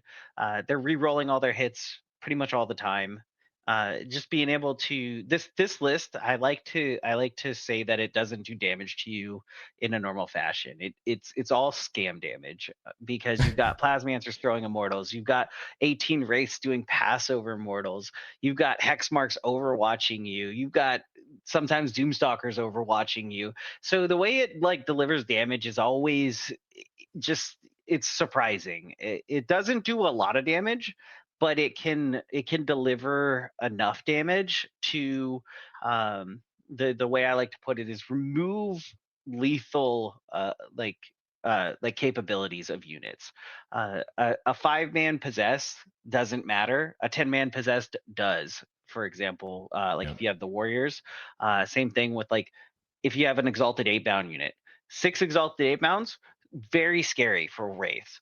3 exalted 8-bounds, not that scary actually. You're gonna hold that objective after they attack you. Like you're gonna be fine. Probably. Sometimes you die. Sometimes you just die. But you're gonna be in a good spot. The Dimensional Sanctum, that's just a must. If you're taking Canoptek Court, part of the reason is you're taking that enhancement. Being able to infiltrate wraiths is ridiculously powerful. We saw it at the beginning of the edition. Same thing. Some armies just don't have an answer for wraiths, and you can just put that wraith brick right in their face, and on turn 1, you're charging their backline. You're just in there. What's up? Question in the class. Yeah. Honestly, thinking about the wraith brick with the infiltrate enhancement, right? It's almost kind of makes me feel hypocritical complaining about DACA. Because it does basically what DACA does with the Gretchen, but even better because they're toughness 6. Yeah. The problem is into DACA, you can't get them out of those trucks. Like you're right. Like that wraith unit is gonna evaporate. So I was just thinking about it when you were going over it. And I was thinking about I was like, it's great. You can literally charge but here's also the thing with Zodrod's unit is that the freaking Gretchen, you can't even 1-inch move block them like on a wall. Like with Race, at least it's because they're extra tiny. Yeah, they're extra tiny. They're on 25 mils, so you can't even. And they have so much OC. I mean, and that unit is also like what 1/4 the cost. I'm gonna say it's not the same. It's not the same. Yeah, it's not. Next so then time on Kylan's videos. Yeah. And then we got the 2 units of Immortals. We talked about them with the Plasmancers. The Immortals are just really efficient. They can shred opponents' chaff units or do some plink damage to anything that's not a 2-up save if they have their +1 AP. You can shred cover if they're standing on objective. We're not orcs, so we don't just get to do it on whoever we want. But if they do happen to stand on an objective, then we can do that, and it is pretty nice. Then we got 2 Doomstalkers. Doomstalkers are kind of, in this case, they're not really just like a damage dealer. They're also like a home objective holder. They love to hold your home objective. They stand there, they loan up, they're like, I'm just here, I'm chilling. And they take up room, so they're also kind of your screen. The reanimators are so good. They're so good in Canoptek Court. I can't stress it enough. I really want to run like 2, maybe even 3 of them, but I just don't have the points to do it. A reanimator can run out and do an action or loan up, and he gets his rerolls on shots. A lot of times, I've noticed a lot of people don't realize that reanimators have 6 shots. The double because they have beams. They have 2 of those guns. Strength 6, AP 2. It does damage. It hurts basically anything in the game. Especially when you're rerolling hits. So they're great. I've had multiple games where a reanimator just hid in the very center of the map because the game has moved away from the very center because the wraiths are all over everything else, and he just sits there and lone ops and he just holds it. Or sometimes your reanimator just makes a bunch of 4-ups. He's just good. Then you got your 3 wraiths. One of those wraiths takes crypto thralls. The reason being is it makes that break point. Usually the reanimator is going to follow this unit as well, because if you're rolling reanimate with a wraith unit, a 4 gets you 1 wraith back, but with crypto thralls, a 4 gets you a whole crypto thrall and a wraith, and then you can heal that wraith. So they come back real fast. They get hyper efficient with the reanimator. I also love this unit in Awakened. I've been running it basically the whole edition. It's a really, really good combo. And it makes them call the Horde. That's another back-breaking draw. Can't cycle it, baby. Can't cycle it. You gotta keep it. You gotta keep it because it moves that unit from 24 wounds up to 30. Flayed ones. It's really nice to have the option of putting a big beefy wraith unit in your opponent's face, or a cheap unit if it's, for instance, like it's DACA, or if they can just rip down your wraiths. Maybe you don't want to deploy them forward, but you want to have the threat of doing it, so they have to account for your wraiths. A lot of times what I'll do is I'll use the flayed ones first, drop them down, screen out an area, and then sometimes I just don't even really infiltrate the wraiths, but you'll see that you sometimes find a little bit extra on some of the maps where you're you're deploying a little bit past the line. You're deploying literally on the line with your bases. There's a lot. Yeah, there's a lot of maps where just them being 3 just or 4 1 more inch. Yeah, just 1 or 2 more inches can get you to safety. Yep. The other thing too is wraiths very rarely worry about being right on a wall, because you're not going to be getting base to base opponents. So there's only a few units in the game where you're really stressed about them charging even the race. So like, and then the race being able to have that ability to potentially attack your opponent's expansion objective from that position is really strong. Yeah, so the infiltrate, sometimes that won't even be the infiltrating unit. Like that won't be the threatening unit. And then the flayed ones, they're just good. Turn one, they'll do something for you, especially if you don't want to commit a whole wraith unit. But a lot of times you just shove all of them at your opponent. And yeah, we can go into the deployment. I like the Doomstalkers in this list for the same reason why I like at least one Doomsday Arc in my list, is because like keeps people honest. Yeah, it's like people think that the Doomsday Arc, or especially like with all the rerolls you get with the Doomstalkers, like, hey, this could actually kill my whole unit. Now, normally does it? I think any Necron player knows that when you're gonna roll dice for your shots, you need a 6 or a 5. You roll 1 more than anything, right? But it's the fact that it can. Yeah. That really makes people respect the fact. I personally am not a fan of Overwatch, but every once in a while, like some Inceptors will drop in on you, and you're like, you know what?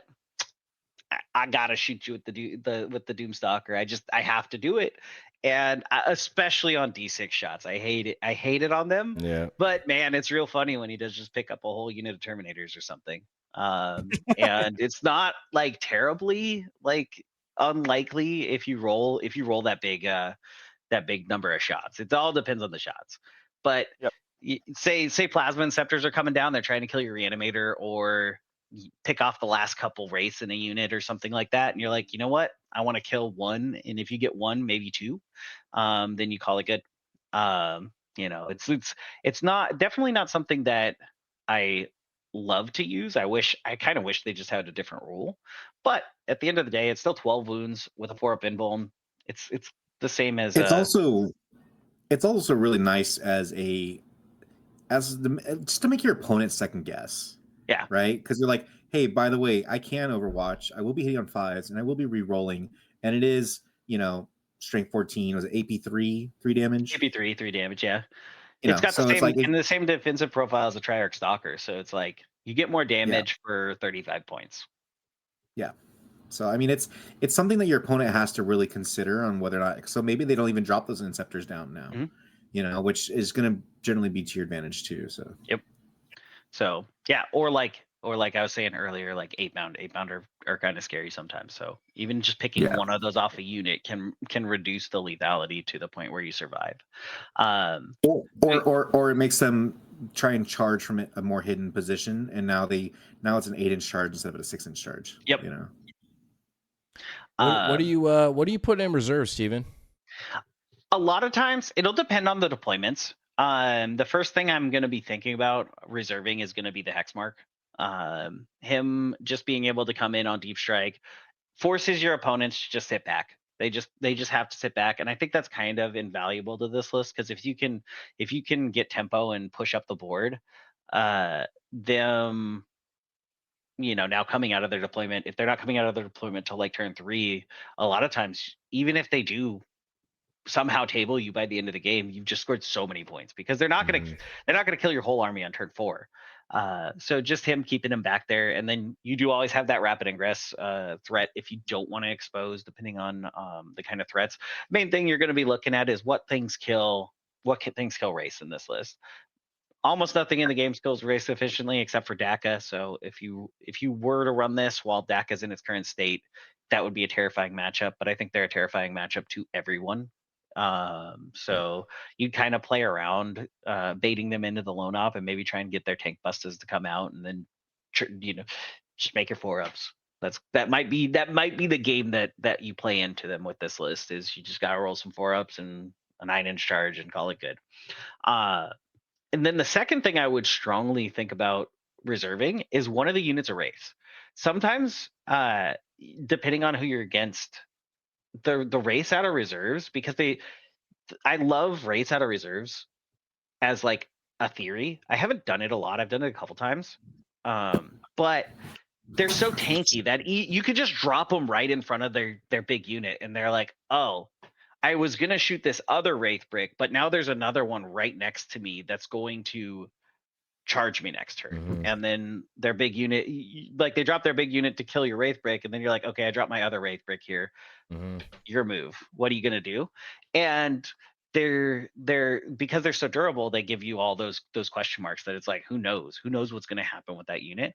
And they move very fast. So well, very fast for Necrons. We move 10 inches, which to me is lightning speed. So that's great. And if they have like multiple places where they can deal overwhelming damage, and I'm like worried about like losing multiple Wraith Bricks, then I would reserve them there. Just for the question mark, just for the coin flip of what could happen and the flexibility. But most of the time you just don't. You just shove them all at your opponent. So the first thing I would like consider deploying is if they have infiltrators, I'd just be putting my flayed ones probably in the same spot. Because this list doesn't have tons of action monkeys, I would also consider putting the flayed ones in like a more safe deployment, maybe even up at the top. But it just depends entirely. If I need to deploy their scouts, then they're mostly in there to deploy deny the scouts and maybe do like a turn 1 action or something like that. Yeah. So that spot is just a great one. You go first, you can get like 2 cleanses off easily, and you don't have to just like expose 2 Wraith Bricks. You can just use those guys. Next, I would probably just start. I would want to start thinning out their numbers and trying to figure out where their units are going to go. So I'd put some Immortals down, probably up there in the top, kind of where like in a safe spot like that. Yeah, because they can just be there. If they need to like walk up in that corner and do an action, they can just do it. The Immortals aren't a unit that's like easy to kill, but they're not hard to kill either. They're like this weird sort of spot where maybe you get them in one sweep, but a lot of times they take 2.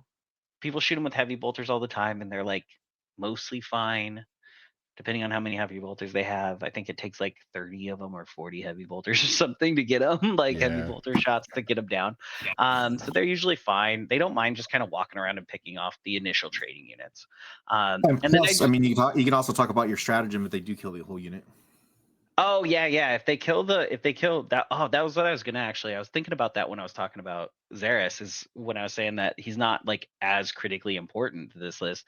You can also kind of trade Xeris and use him as an objective holder and just be like, bet, because whatever's gonna kill him is probably gonna be relatively powerful. And 1 CP gives you +1 to hit and wound for the rest of the game against that unit from all of your Cryptex and Canoptek units, which +1 to hit and wound for your Wraiths that are already rerolling hits is pretty nice.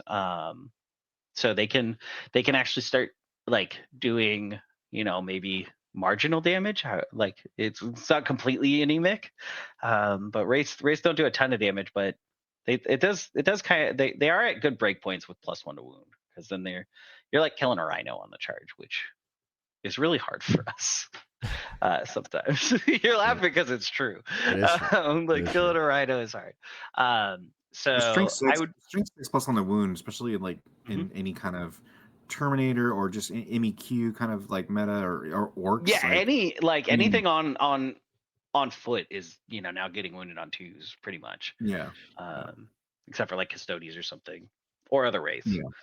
Then I'd probably throw down the next unit of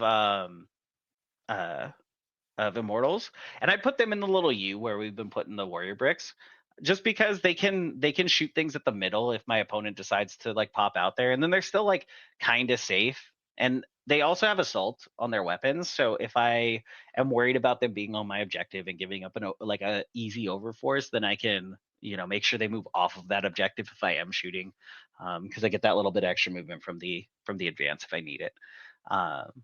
After that, I would throw the Scarabs in the nice little, probably up top, actually, in this case. It's either the middle or the top, and it just kind of comes down to what sort of threats I'm looking at from the opponents. In this case, the top is nice just because they can do that double contain if I need it, and then they can also move to that objective if I need it, and they're getting +1 OC from that crypto that's up top. So I have a lot of Cryptex in this unit, so the Scarabs, I wish I could fit more of them, but lose when you start shifting this archetype, you either don't take like Xeris and the the Immortals and you take a whole bunch of other stuff, or you take Xerath and Immortals. Like those are the things, or the last 6 wraiths. Like those are the things that kind of shift around, which is a decent amount of points, but it just kind of comes down to what you're wanting to do. After that, I'm probably going to throw down like my first unit of wraiths, and they can just go in that little middle section where you put the Triarch Stalker for Euless there at the beginning. Yeah, they could just go right there. There is like, if I'm worried about the lines, I can kind of hide them, but same thing. If they shoot them, they shoot them, and it's not like that big of a deal. And the Reanimator is usually going to go probably next, and he's going to go where the command barge, where you put the command barge for Daniel, because that's a really great spot for him to be hidden, still kind of pressing forward. And my line of thinking here is that I'm going to put some wraiths in that building. Like they want to be in that building so that they can run out and aggress on my opponent's like primary expansion.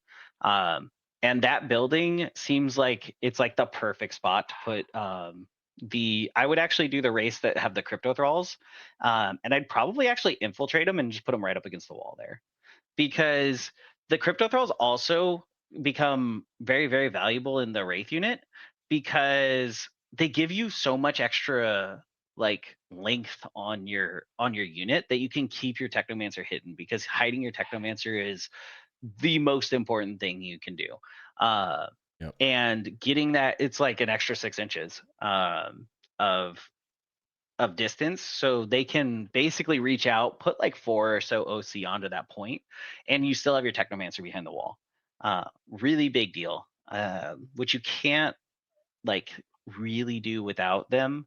So that's why that's just like a great spot for them. And then the other unit of race probably just going up top with everybody else. And then I have my choice of who goes to hold that objective. Is my opponent committing to it? Then maybe I'll put the wraiths out there, because no one's gonna have enough guns or weapons to kill 3 units of wraiths. Unless they're DACA. DACA can totally do it. They do have enough. Do it. They do have enough guns, but no one else does. And then I'm basically sizing up where the opponent's guns are and where I'm going to want to thin the opponent's damage from. Whether my Doomstalkers go in the back to hide because I'm worried about their long range guns, or if they just kind of like stand out somewhere. And like, if I put one Doomstalker out, then I can lone op it. But a lot of times I will not put or if you put both of them out, if they don't have enough to easily like sweep a Doomstalker in one activation, you can put one out, let them shoot it, lone op it on the next shot, and then the other one is still out too. And then you're getting that heavy bonus. It's kind of like the Doomsday Arcs. The heavy bonus really, really helps. Not as much as the Doomsday Arcs, because it's obviously dev wounds and then they're hitting on 2s, but it does help a lot. So it just kind of comes down to what sort of threats I'm looking at on the other end, but they are usually in those sorts of areas. And then I think, I still have Xerath. Xerath can just, he can just go like right in the middle. He can pretty much go wherever he wants. And the middle is usually the best spot because he's a lone op. He's not really worried about anyone like doing stuff to him, because he's so tanky. If they commit like a whole bunch of stuff there, then you just kind of charge like all of it and tag it with Wraith, and then you just kind of sit on them. You don't mind just hugging out. Euless plays like 3 turns. I play definitely all 10 turns, because the wraiths are going to be reactive moving every turn. You are going to be thinking about where your reactive moves, and your lone ops happen in every single turn. So you are participating in your opponent's movement and your opponent's shooting phase every single time. So it's definitely the opposite. We're like another place that you get the free damage from, like I was talking about, the reactive move does count as a normal move. So if anyone moves within 5 inches of your wraiths, then that means that you can reactive move and do mortals to them. Super. Especially your thrall unit, because your thrall unit averages 4 or 5 mortal wounds. Yep. And it's, it's better than what most people's tank charges. Yeah, you're rolling 9 dice on that one. Yeah. So I mean, if you look at it like it's like an extra tank charge in someone else's turn, Mm-hmm. Yeah, which can be huge because a lot of times people will try and deny the Wraith unit by, say you have 2 Wraiths on the unit and they're like, I'm gonna move my scouts over here, and you're like, I'm gonna reactive move over your scouts. And yeah, like not only do you move more OC onto the point, but you can possibly just kill them off. Or if they try and move near you and they're like Eldar, which that would be craziness for Eldar to move next to Wraith. But if they did, their whole Banshee unit might just disappear. What enhancements do you have for this list? I only have the infiltrate. I do really like the auto divinator right now, which is the +1 CP on I think a 2-up if your opponent gains a CP, because there's a lot of lists out there that are gaining CP, like the Marnius Calgar list. Yeah. Oh yeah, orcs get it. Yeah, orcs get it just from their Gretchen. So yeah, they're just getting it from the Gretchen on their points. Yeah. So Death Guard too. Yeah.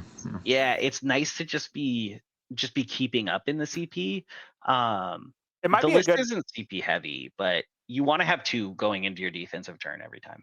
Well, it might be a good counter for that turn 1 Gretchen jazz, because like if they do get a CP, now you can start your turn 1 with 2 CP.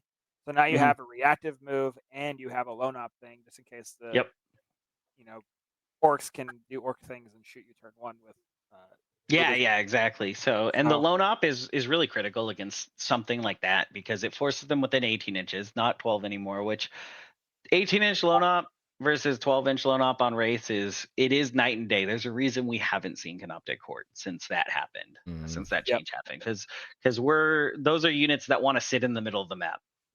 It basically deleted that from the Wraith playbook, but that this list has a lot of other units to use it on. So you dance around using it with your Doomstalkers is kind of what I find it would be the trick. And this terrain's like super. It's not the best for your list because like the reactive move works best when you can move and get behind like a piece of terrain to stop them from being able to charge or something or shoot you. And this one has that middle just. Well, the middle's open, but if you string out with your Technomancer there, what you can do is you can just like, if people do go to precision or like, you could just kind of stand on the plate if you want to, and then you can reactive move to off the plate and just position your guys so that they can't get wholly onto the plate, so that they can't get line of sight on him. So depending on what sort of threats they have for the Technomancers, you can reactively move to save them, which I've done as well. You all of a sudden just jump him behind a wall because Magnus came over to do something wrong. Now let's say sometimes you reactive move onto the objective just to steal the that too. They don't plan, and now you have extra OC on there. Yeah, and like the reactive move is like a button that you're pressing every single turn. That's what I was saying. You're playing all 10 turns. You have to be locked in your opponent's movement phase. Hopefully you didn't drink too much water because you're not going to the bathroom. Like, you got to be there for it. And you put people in this awkward situation where you're like, if you move within 5 inches of me, I can reactive move and deal mortals to you. And a lot of times people will like balk at that, and they'll go, you know what, I'm gonna stay just outside of 5 inches, but then they still have to hit a 5-inch charge, which like that doesn't happen every time. And sometimes they just miss a 5-inch charge and the game ends right there. Now let's say turn 1, you get cleanse, recover assets. Where are you going? What are you doing? On turn 1, if I got cleanse, recover assets, I'm probably just gonna throw the race onto both of like it. It's so tough with the Wraiths because the Wraiths are more vulnerable than the Warriors. The Wraiths, you do have to seriously consider what your opponent can kill them with. But on this, it wouldn't be hard at all to just recover with your like a Doomstalker, because you're probably not shooting if you're going first. So you could just have a Doomstalker recover, or your unit of Warriors or Immortals recover, and then you could recover with Xeris just over the line right there. Dare him to come into you, and then if you're cleansing, I'm probably cleansing that top area, just moving the Wraiths up there. They're probably I would consider moving either the middle one, or that top one. I think the top one should be able to deploy within 10 inches of it, so they would be able to walk up there as well. And then I might even cleanse. Yeah. Well, yeah. You could cleanse with the scarabs too, and then just put the Wraiths behind the Do the scarabs reach? No, it's still actually kind of far. I don't even know if on the line. Is it outside of 10 inches? Yeah, well, where this barrel is, I mean, you have the flayed ones, so yeah. Flayed ones can just cleanse whatever. I'd be worried about putting the flayed ones on because I just don't want to give up like a free overforce if I don't have to. But then it all comes down to like the damage output of my opponent. If they have overwhelming damage, then I don't want to put all of my race out. But if I'm gonna expose some of the race, then I might expose all the race depending on their damage too. So the other option is just literally moving everyone straight forward at them, and going, okay, how many race can you kill? I'm on every single objective, and a lot of times that's a gamble that works out fairly well for you. So if you do that, you could just move the bottom unit to the bottom and the middle unit to the middle. Especially this would also depend on if it's a triple scoring primary or not. Highly if it's situational. Highly situational. Yeah, if it's scorched earth, then you like definitely won't bother to control 3 objectives. But if it's like linchpin or taken hold or something like that, then it can be worth it. Yeah, definitely the double action one won't feel great because this list does struggle a little bit with it, and I would actually consider potentially not moving everyone out depending on threats.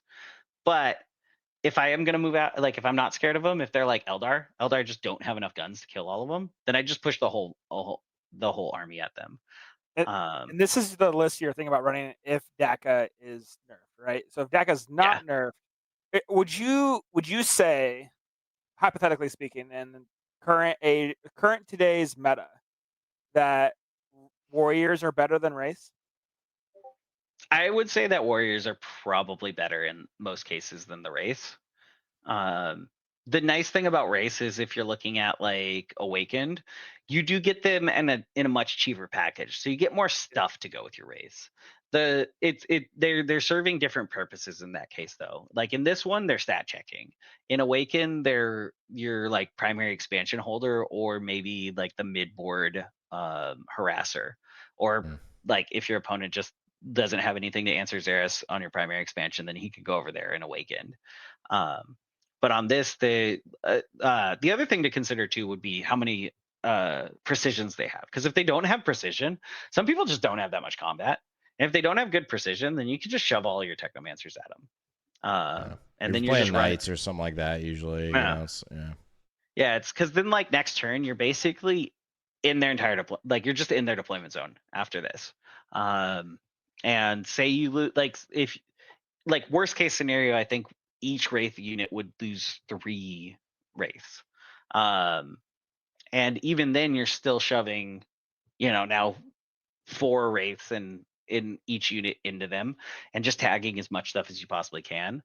And then you're just like running around doing little idiot things with your other guys because they're either firing their tanks out of combat at your flayed ones. Your flayed ones will be gone. They'll definitely be dead next turn. But you're firing those, and you're just picking off their action doers with the immortals, which they're great at, or finishing up like something that's scary. Like the immortals can kill most of a marine unit. Like if you need to take down some assault intercessors, they'll take down 5.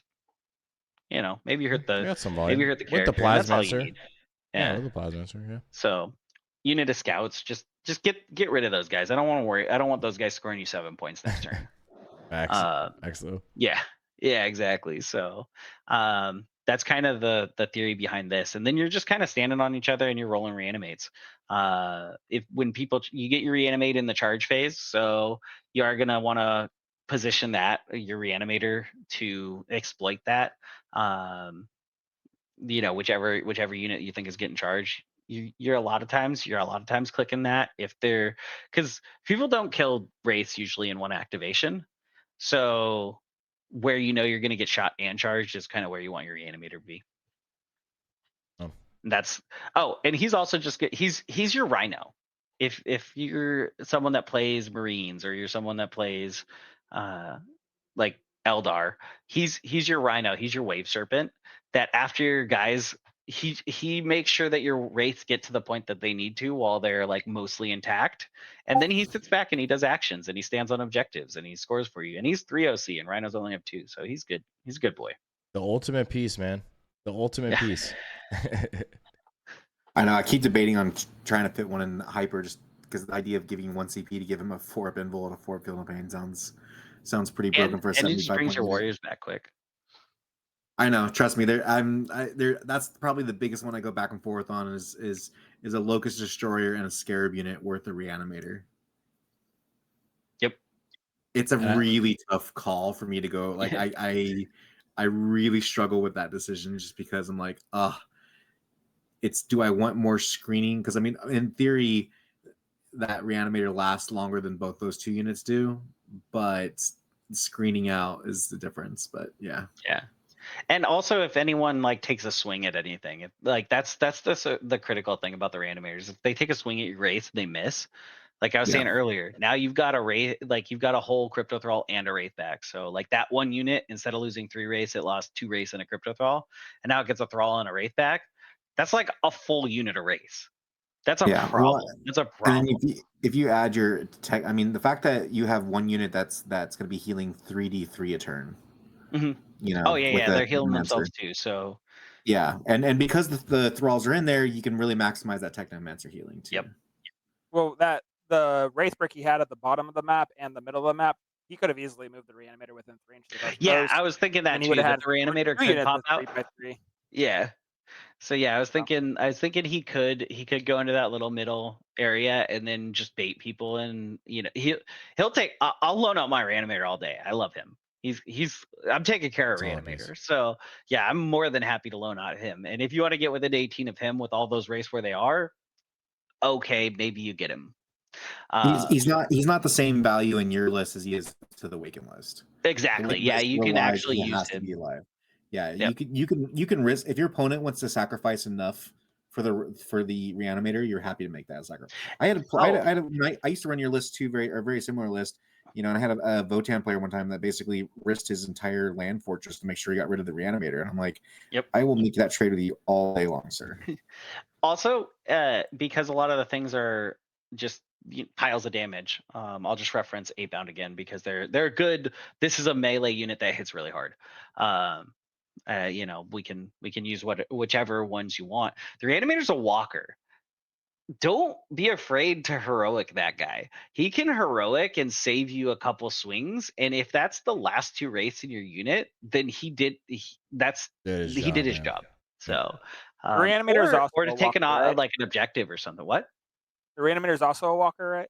Yeah, he's a walker. Yeah, so that's like he's Canoptek and a walker. So like, you know, sometimes he'll even heroic onto a point, and that's 3 more OC. So Doomstalkers and Reanimators saving the day. Yep. Yeah. Heroic intervene, baby. Yep. So little nuances that come in handy right there. You know who also saves the day? Luminar Xeris, and that's why the reason he's in every single one of our lists. He is in every one of our lists, isn't he? I think that and we talked about it already, I think he is the best unit in our codex for like the point total. Like I had the same discussion on Art of War's Necron Discord like last week, because the guy was asking for advice for a list, and I mentioned the same thing. I was like, and he was running the Warrior brick list without a Luminor. And I was like, the first thing I would do is find points for a Luminor. Like you have to have him. He's like a warrior bricking himself. It's like he's pretty good. So he's a mini can. And then the combo with the thralls is the fact. I mean, even my hyper list, my warrior list is obviously more of a damage output list. But the amount of times that I'm always surprised at how durable that it always catches my opponent off guard. I mean, I had a Blood Angels player one time who's like, yeah, do you just want to go ahead and pick up the warrior unit because I'm throwing my full death company into you? I'm like, no, we'll roll it out. And like he ended up killing the thralls and like 7 or 8 warriors, and we mathed it out. And it was only a few extra warriors more or less than it should have been. You know, so like the 3-up save with AOC on the thralls, especially when you're generally going to have them in cover and so like if they can't remove cover, you're talking about AP2 and shooting that's still saving on a 3-up. You know, so it's like, you know, Helvern hate the war shooting into the, you know, so like there's just a lot of stuff out there, especially when you're thinking about warriors. You're worried about volume, so it usually means AP1 or AP2. You know, so even on the Illuminor, me bringing a second monolith in part is just so I can bring the Illuminor with the warriors, which is sad, but there's a certain truth to that. And I think Illuminor, I think all of us have had games where Illuminor's durability just decided to win you games.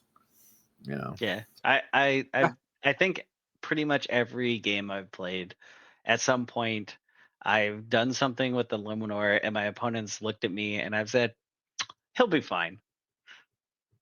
Yep, that's That he usually is.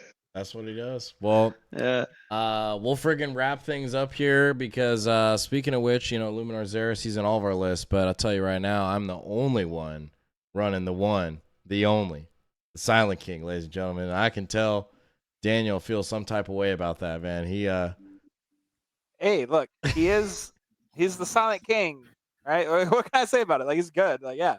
He's in the hyper list, but yes. Yeah. Oh, yeah. That is true. Yeah. Frick, man. All right. You listen. He's just a gun in that list. Me and we understand. We had a discussion yesterday about the fact of like him being 420 when Mortarion. Now I get it. Like the attacks and like everything that the Silent King does for you is really good. But for Mortarion to be 300 and him 420, that's just something that I personally just like. I don't know. It's 120 points. That is a Catacomb Command Barge in itself. So. Yeah. But, I mean, it could be what you can surround the king by, I mean, they got to factor that into account, I guess, maybe, too. Well, and I think king is an interesting play with the meta that we have. There's a lot of battle shocks going out. And giving an aura +1 and ignoring other mods. And so, but you can go ahead and, so break down your list a little bit and how it's a little bit different than... Yeah, so I mean, if you're an avid watcher of the channel, you've probably seen this a little bit, but we'll go over it here briefly. But recently got out of a major this past weekend. Overall went 5-1. Was super proud of myself. Best I've done yet in my Warhammer career, and I felt really good about this list going into it. I felt like it made a lot of sense in my mind and how I like playing Warhammer with just kind of like a lot of small units. I've kind of noticed I lean more into like an MSU style, and just having like strong board control kind of just eases my mind during a tournament, and just being able to score a lot of points. So we have 2 Hexmark destroyers. One has the Veil of Darkness, courtesy some tech from Daniel. I've really liked it. It turned up clutch in the tournament as well. I think there were 2 of the 6 games I dropped him in bottom of turn to score me 6 points. One was on Sabotage, the other was on Recover Assets, so that was like super clutch. We got Xeris, enough said, he's great. Orcon for Binvol, Overlord, all the same tech there. Triple Scorpek Lord, one with the Bond. We got the Silent King in there. And like Ulyss was saying, I think we're seeing a lot more Battle Shock in the meta, I think, moving forward, especially with Chaos Knights, I think, on the rise. We have Emperor's Children now coming into the mix. We got Battle Shocks with freaking Orcs still with their shock attack guns, but I would say the biggest one that we're really worried about is that Battle Shock in our command phase, because obviously that limits us scoring primary with the Warriors. Of course, like them being able to Battle Shock us on their turn is also bad, because then we can't obviously use our reanimation strat. So that's just something personally I really don't want to worry about, and or just giving me the best chance of passing those Battle Shock tests with ignore mods and then having a 5-up roll on the Warriors. So if I fail it, it is what it is. So Ghost Arc Reanimator, that goes with the Warrior combo. We have Flayed Ones, and then I'm running triple Locust Destroyer and then double Scorpek. So a slightly different package than Daniel's, not better, not worse. It's just different, and that's the best part about 40K is there's kind of different accessory pieces you can pair with overall the foundation for how you like to play the game. So let me flip over to the TTS view here. And that was a great way of saying that too. And I think it's important for people to know is like, there's so many different variations of lists. There's a lot of variations of this list going on right now, right?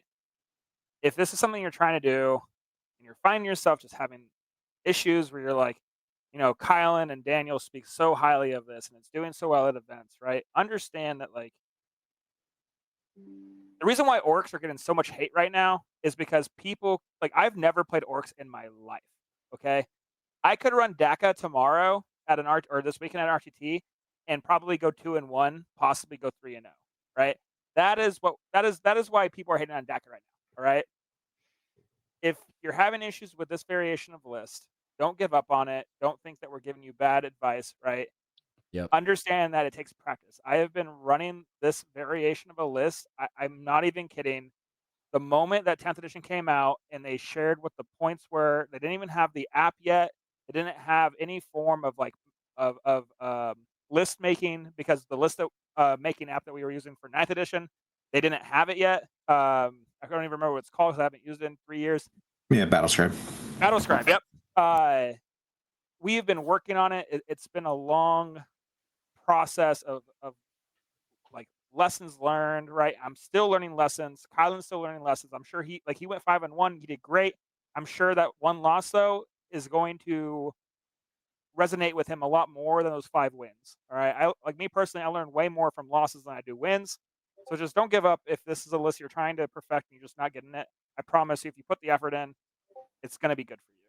But yep. I digress. digress. It gets easier over time, and I would say it does add a little bit more stress, especially like in a tournament setting, because you are going to be on a clock, especially like if you're, starting to be like in the upper echelon or like winning a lot of games. I know in our local tournament scene here, I love the way that Johnny organizes it, where day 1, he's like, hey, the clocks are optional.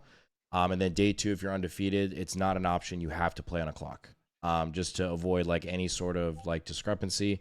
And I think that's honestly a good way of going about it personally. So it does take practice. And then I saw it even in the tournament this past weekend, like not even the Warrior Brick, but if you don't have a lot of practice with the list and you see your time like slowly ticking down, I mean, you can visually tell from opponents. I mean, they get flustered, they get, seeing they're running out of time and how to manage it. So, very good points that Daniel brought up. And again, it's just practice, it's repetition.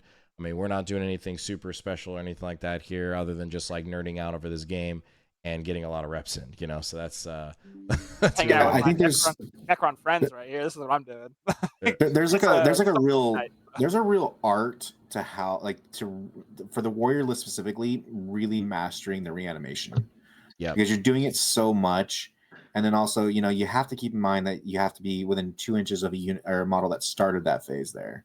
So it's like, but that being said, there's ways to get around that, like the res orb that, can be at the end of the phase and push a little further out. So then in your command phase, you res again and you get further out. Like there's little tricks and nuances. I don't know if either one of you guys want to kind of touch a little bit on some of like the reanimation tricks, because I think that's what really makes or breaks you guys specifically as, Necron Warrior players.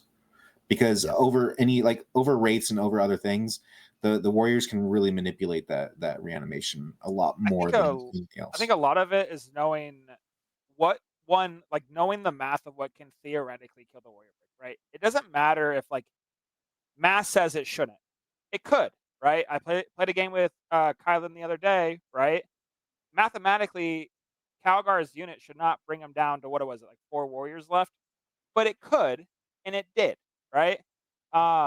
Things can happen, right? So a lot of the reanimation like shenanigans starts with you just knowing taking the reps that you've ran, knowing what, like, hey, I had this go into my Warrior Brick. Like, I guarantee you, if Kylan would have played against Ultramarines, because the difference is I attacked him first with Assault Centurions and then attacked him with Calgar's unit, and he didn't reanimate between those 2 activations. I promise you, if he did that again, Kylan, you probably would have used your Ghost Arc at least to reanimate those 4 warriors that died from the Centurions, just to ensure that there's no chance in heck that you can lose model or lose your brick, right? And that again comes with like Ulyss, I've been sending you photos of my deployment, right? And I always tell you the aftermath of what my game was, right? I sent you probably 100 games of a Warrior Brick list, right? So that's 100 games that I have learned, and Kylan's been doing this a lot, where we have been able to learn what kills the Warrior Brick. And then for the reanimation shenanigans, like when he played against the Orc detachment Daka, he told in the stream, right? He didn't touch the objective. He waited for him to shoot them, and then he reanimated onto the objective, right? That's a reanimation shenanigan. Something I did against Daka when I was playing we were doing a private session. The Gretchen charged into my Warrior Brick. I pulled a model that brought him out of unit coherency, let the entire warrior brick, not the entire one, but like half the warrior brick die from unit coherency, and then just brought them back with a res orb, and then I destroyed the Gretchen unit in like one activation with, or I guess it was two activations, one with my warriors, and the next one with one Doomsday Arc. So there's so many different reanimation shenanigans that you can do with this brick, which is really why I love it. It's just like there's not one game is the same. I have to do something different every game. Also, and the Also, linchpin tech is a really important tech to kind of. You want to show that on the screen here, like maybe a little bit of scenario, like how the linchpin like tech works. Yeah, like pulling that one linchpin unit. Yeah, I mean, so as far like as like let's say you get charged from like the top side of the screen, right? Like you can kind of show like how you can pull one model, and you may lose an extra seven or so models, but now they can't consolidate. So pull one of those models like near the put it back. That little where they meet the road at the tri-point, pull that warrior right there. Yep, pull those. Now, right, the left side is gonna die from unit coherency, right? It's just gonna happen. Yep. But let's say, for example, they just charge that side, and you're like, man, I don't want my warriors to be bogged down because they get to advance 11, they only get to fall back 5, right? And so what you do is you let them kill those dudes. You probably use a Ghost Arc on those 4 warriors that just died to put them back in the unit. And then at the end of the phase, you use a Res Orb, or you just say, hey, I'll just wait till my command phase. I'll bring D3 plus D3 back. If I don't get the full unit, it doesn't matter. But what you do is allow now your warriors to have 90% to 95% of the unit back, and then they get to make their advance. You can even reanimate them even farther than what they are right now to get that extra movement. And you can always use your free strat for the assault keyword to now fry whatever's in the mid board with that warrior brick. And 30 to 40 shots at AP-2 is nothing to be like, hey, that's not so basically, even though you'll be losing half the unit, you'll be bringing back potentially 5D3 plus D6, and that's without using the stratagem. Yep. I've also, because warriors reroll their reanimations, I had an instance where I rolled like a 6 on my reanimates because I wanted to, like, I didn't want to like die because I had just gotten hit. And then the next time I reanimated 2, I rolled like another 6, and I wasn't anticipating like reanimating that much. So the warrior unit actually would have been at full. But because I wanted to reanimate over the wall, I used their reroll to try and reroll it into a lower amount so that in my command phase, I could reanimate another one because you have to reanimate within the coherency. So it would give me that extra movement to put an extra guy on it. And then I rolled it into like a 3 or something. And then I was able to reanimate the 3 more guys. And then that's another 6 OC that you've just like now moved. That if you like look at the warrior brick here, that's what, how far is that warrior brick across that T? Is that 14 inches? Is that 16 inches? 24. 24 and you inches. can bring them out even more. Yeah. And so that's the distance. That's the distance of movement that, because you could just take 6 guys from one end of it, and now they're all of a sudden like 16 inches the other way, where it's like people think warriors are slow, and you're like, I mean, maybe in the movement phase, but like who knows where they're gonna be here in 3 And last phases. thing, Kylan, and I'm gonna promise you I'll let you do your deployment. Like for example, if Jump Pack Intercessors charge you, they do the mortal wounds on the charge, right? Or a Scorpec Lord from another mirror matchup, right? Well, if you pull the warriors that are base to base to like some of those models, right? They only get a 3-inch pilot. So there's theoretically a way, like I played in an RTT last month where I was playing against Salamanders, and they charge, or it was Ultramarines, they charge into my warrior break midboard with a unit of 10 jump pack intercessors. And in the math, they could theoretically bring it down to maybe 3 warriors if I'm lucky. And so when he did his 6 mortals, I pulled the warriors out of the combat of those specific jump pack intercessors. And when they piled in, it took out like 3 dudes or 4 dudes attacks, and it messed up his entire math. He killed like 2 thralls and like 5 warriors, and then I was no longer in combat. I moved where I needed to, and that entire 10-man intercessor unit got annihilated by my 2 Doomsday Arcs. And then now that particular opponent, had no more threats for me for my warrior brick, so that I can just freely move across the board however I want. So, all right, I'm done. Oh no, you're good, man. You're good, dude. Yeah, I mean, this is more or less the deployment. We had this exact mission actually in the major this past weekend. In a nutshell, 2 Locust Destroyers in reserve. We got a Hexmark in Deep Strike. Xeris is going to be in the Ghost Arc specifically. I actually swap between Xeris or Hexmark depending on the layout and based on it whether I need to do like containment or recover assets turn 1, because there's certain layouts where I don't want to lose a piece for nothing turn 1. So like on this layout specifically, like a Hexmark's really nice if I need to like push up like a Scorpek Lord or something like that, where I can just contain with him and just establish more board presence with the Scorpek Lord, not have to worry about actioning with him. Same thing with like Recover and Sabotage. He can just like literally live here and just like score so many points because this is out of your deployment zone. So you're like, cool, he recovers. Oh, you need him to sabotage. He's literally right here. You need him to contain. He's like literally like automatic, and they're not going to be able to interact with him. So Xeris in the Ghost Arc, same setup here, you know, lining these all up. I'm just didn't put the flayed ones here. This is maybe where I would put them if I didn't have to worry about scout moves. But if I did, then they'd probably be going over here, like in this direction here, depending on where their scout moves were going to be going. The king, like Steven was saying, definitely could fit here. It gets a little tricky because these warriors I want to be up front, so it's a little tight. And I just don't want to worry about it. And so I just put him in the safe spot. And I do like this a little bit better just because he can threaten this lane really well and then threaten all the way down here.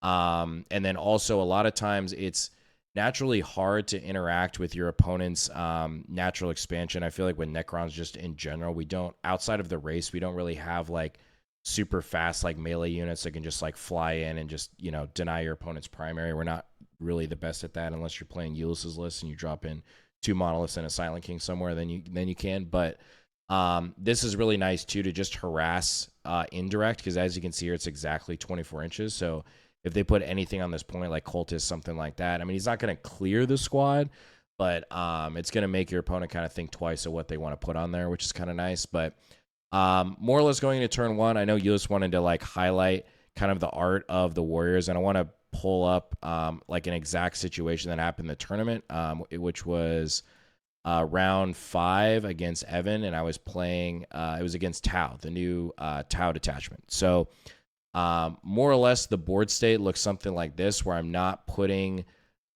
warriors on the point, similar to Daka, because the breachers in that detachment get full wound rerolls when you're on objective, and they legit have a decent amount of output where they're just going to shred them. And the thing is that you would think, you're like, oh, okay, well, I'm only going to get let's say, and we were playing Lichpin. It was Lichpin or taking hold. So you're like, okay, well, dude, you're only getting 5 points on primary. You just get an easy 15. Well, the thing is that he can't afford not to tag these warriors or do something about them, because the fact is, if he doesn't do anything with them, now all of a sudden I'm moving 11 inches, and you all can see here where they're going to be ending up next, and you literally control this amount of the board, which is like super, super bad. So you know for sure he has to do something. And at that point, you're in full control of what you want to do. So you have flexibility. You're like, oh, okay, shoot.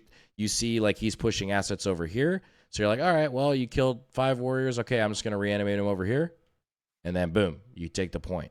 Or you reanimate him here. If he's not pushing there, boom, you take the point.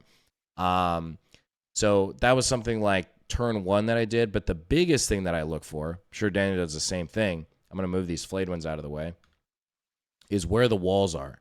So on the layouts here, I'm always looking at, okay, this wall is the closest to this objective marker. So what I did specifically against this Tau matchup is I slowly started shifting the T over this way. And so when his breachers eventually came out in turn 3, because I knew he was eventually going to have the go turn, I was going bottom of turn. So here comes his big turn, right? And so essentially the board state, he killed like probably 12, 13 warriors, like including the crypto thrall. So it looked something like this. These guys were all dead. And then the thing is that after the reanimations, the warriors are just chilling right here. Okay.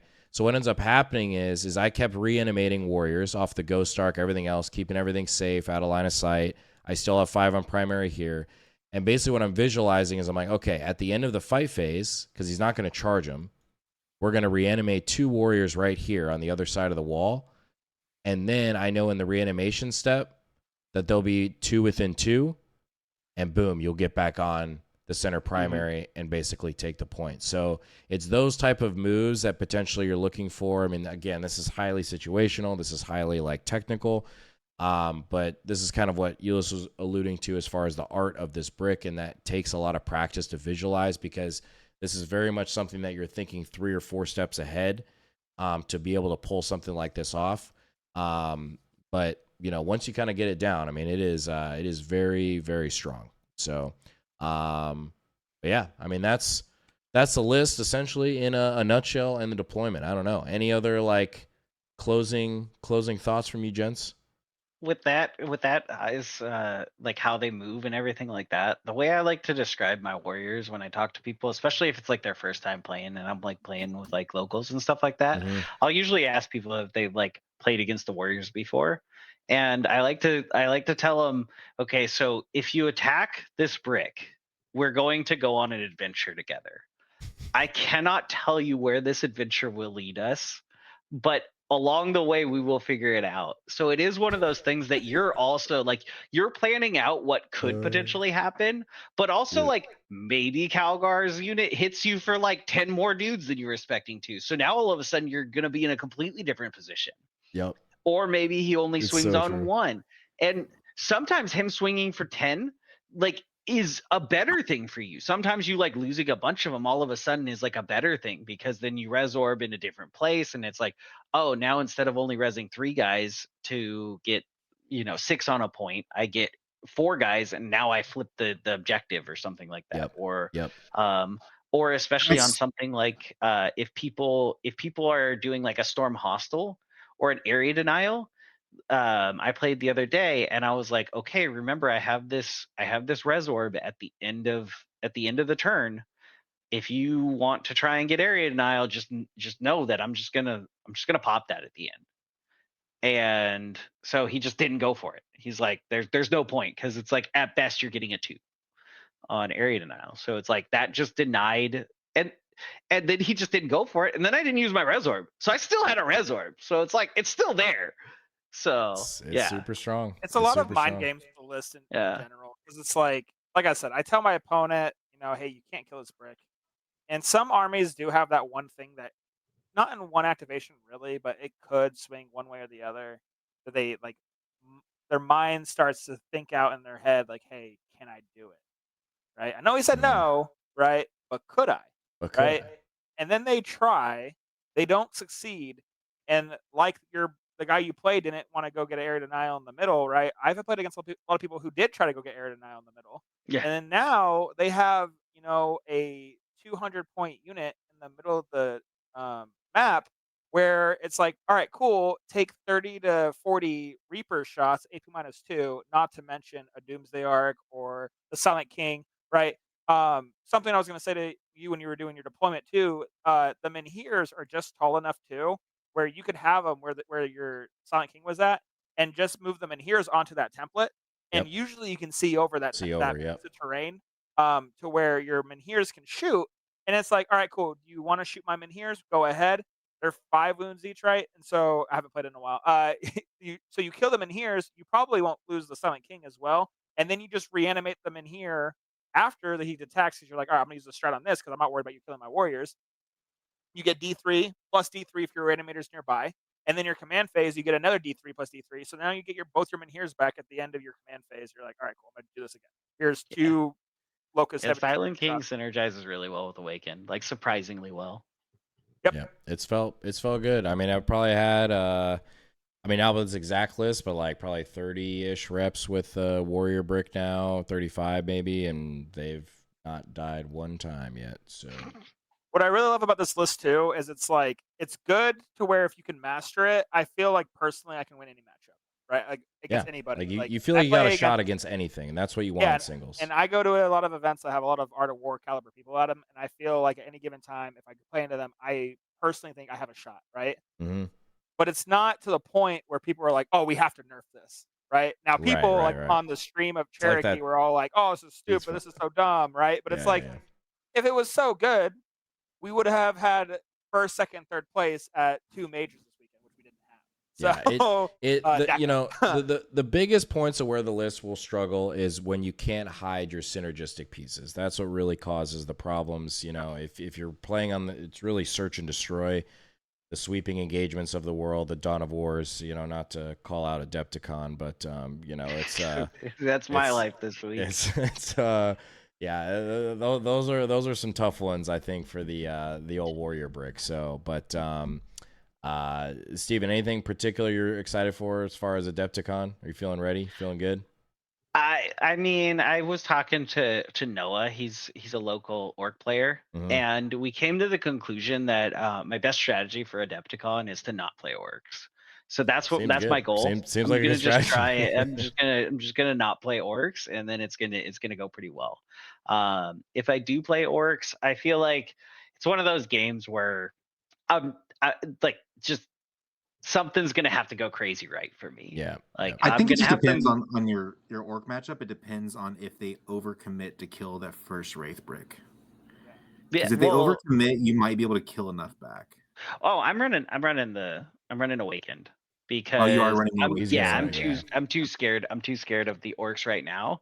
The Canoptek horde is like something that's like sitting there waiting for the orcs to not exist, because the orcs are all 2 damage and 3 damage shots, so that doesn't do twice as much damage to the warriors. So the warriors only lose 1 guy.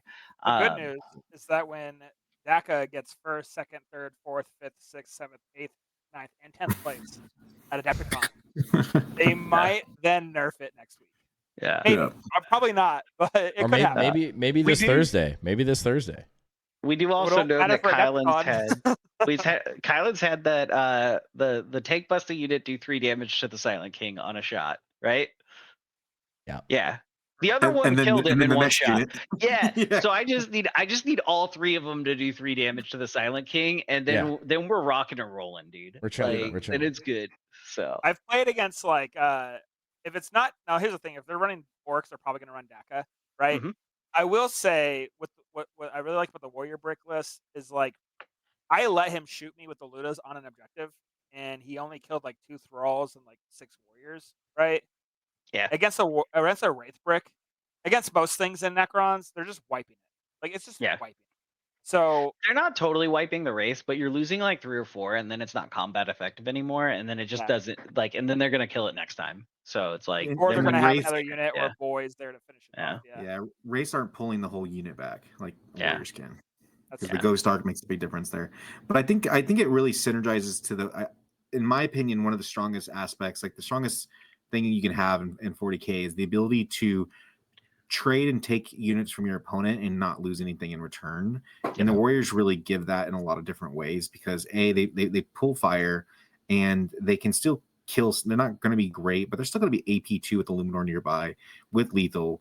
You're still going to pop something, you're still going to kill some stuff. And then their ability to more or less get back to full strength by the time that it's your turn again.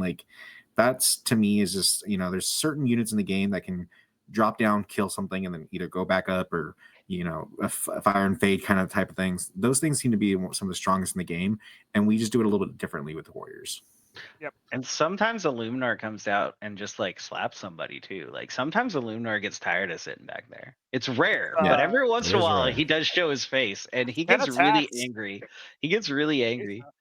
The 4 damage 3 ones and then the 6 extra attacks. I've gone into something and killed the model.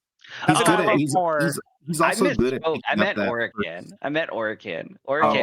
We haven't mentioned him yet. Yeah, but Xeris is fine. Xeris' ability.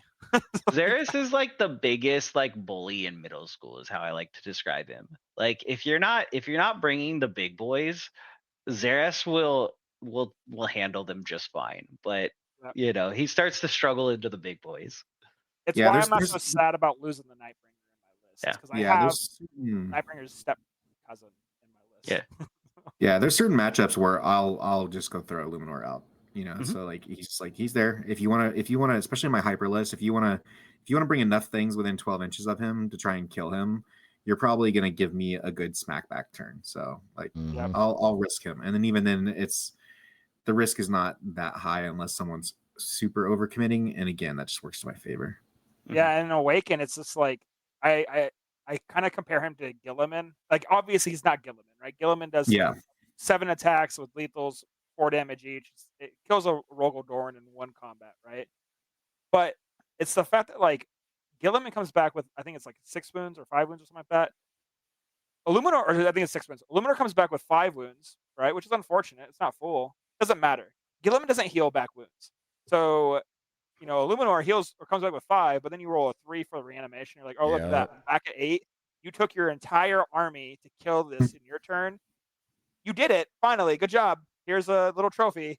And then now everything you use, like Daka, right? Daka will put Ludas and probably 2 units of tank busters to kill it. And now you just throw everything at him and say, hey, here's a bunch of shots. You can overwatch me, but you don't get your double sustained, so it doesn't matter. You kill like 4 warriors, and then my 1 warrior brick will pick up like an entire unit of Ludas, and I can split fire and probably kill a unit of. And the other nice part about it is too is Illuminor doesn't fail his coming back to life. Nope. Huge. Nope. And as Daniel has learned, you also don't get taxed for Vect if he comes back to life. Yep. Yep. He's not on the board. He's not on the board. He's existing. He's existing in the ethereal realm of destroy. If he was battle shocked, like let's say he dies from like a shock attack gun, he's battle shocked, you can still he just straight dies. No, because he's battle shocked, so you can't like activate it. Yeah.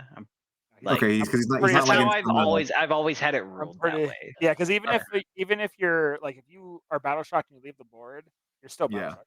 Matter of fact, if you leave the board at below half strength, as soon as you come on the board, you still have to take a battle shock test. Yeah, see, that's I wasn't sure, because technically you use a stratagem while he's off the board, and then when he comes back on the board, then would he have to I don't know. It's just a weird synergy. But if you've had TOs rule that way, then I'll just assume that makes the most sense. Anyone watching, don't try that.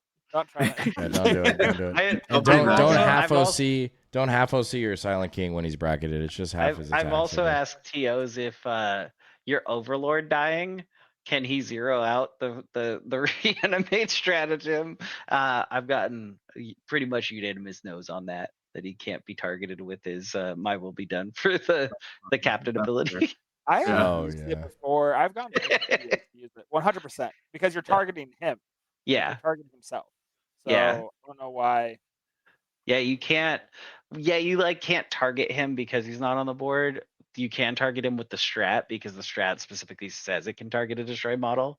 So you can't I don't know. Well, so I'm confused, because if I was to use my free strat to 6-inch deep strike with an Overlord, right, or 1 seat, or for free, right, I can still do it for free even though he's not on the board. Does that make sense? Yeah. I mean, that's the same. This is why I wish TOs would have. Ask your TO. Necrons have weird rules. They all come Necrons have silly rules, and if you want to really dig into them, you can make your TO you'll be your TO's favorite person if you really want to dig into our rules. I'll say that. Well, with that, y'all, the first episode of Listlock has concluded. I hope it was of value for you all watching today. And seriously, drop a comment below what you thought about the format, what you liked, maybe what we could have improved on, because we plan on obviously doing more of them in the future. And obviously appreciate all you beautiful gents joining me this evening, talking about your lists for the future. Steven, good luck at Adepticon coming up here. And, Daniel, Eulis, I know you guys got some stuff coming up as well. So... And, we'll be back probably in a couple weeks, re-talking about our lists, what we change, what we like moving forward. And until then, we'll catch you all in the next one. Peace, y'all. Yeah.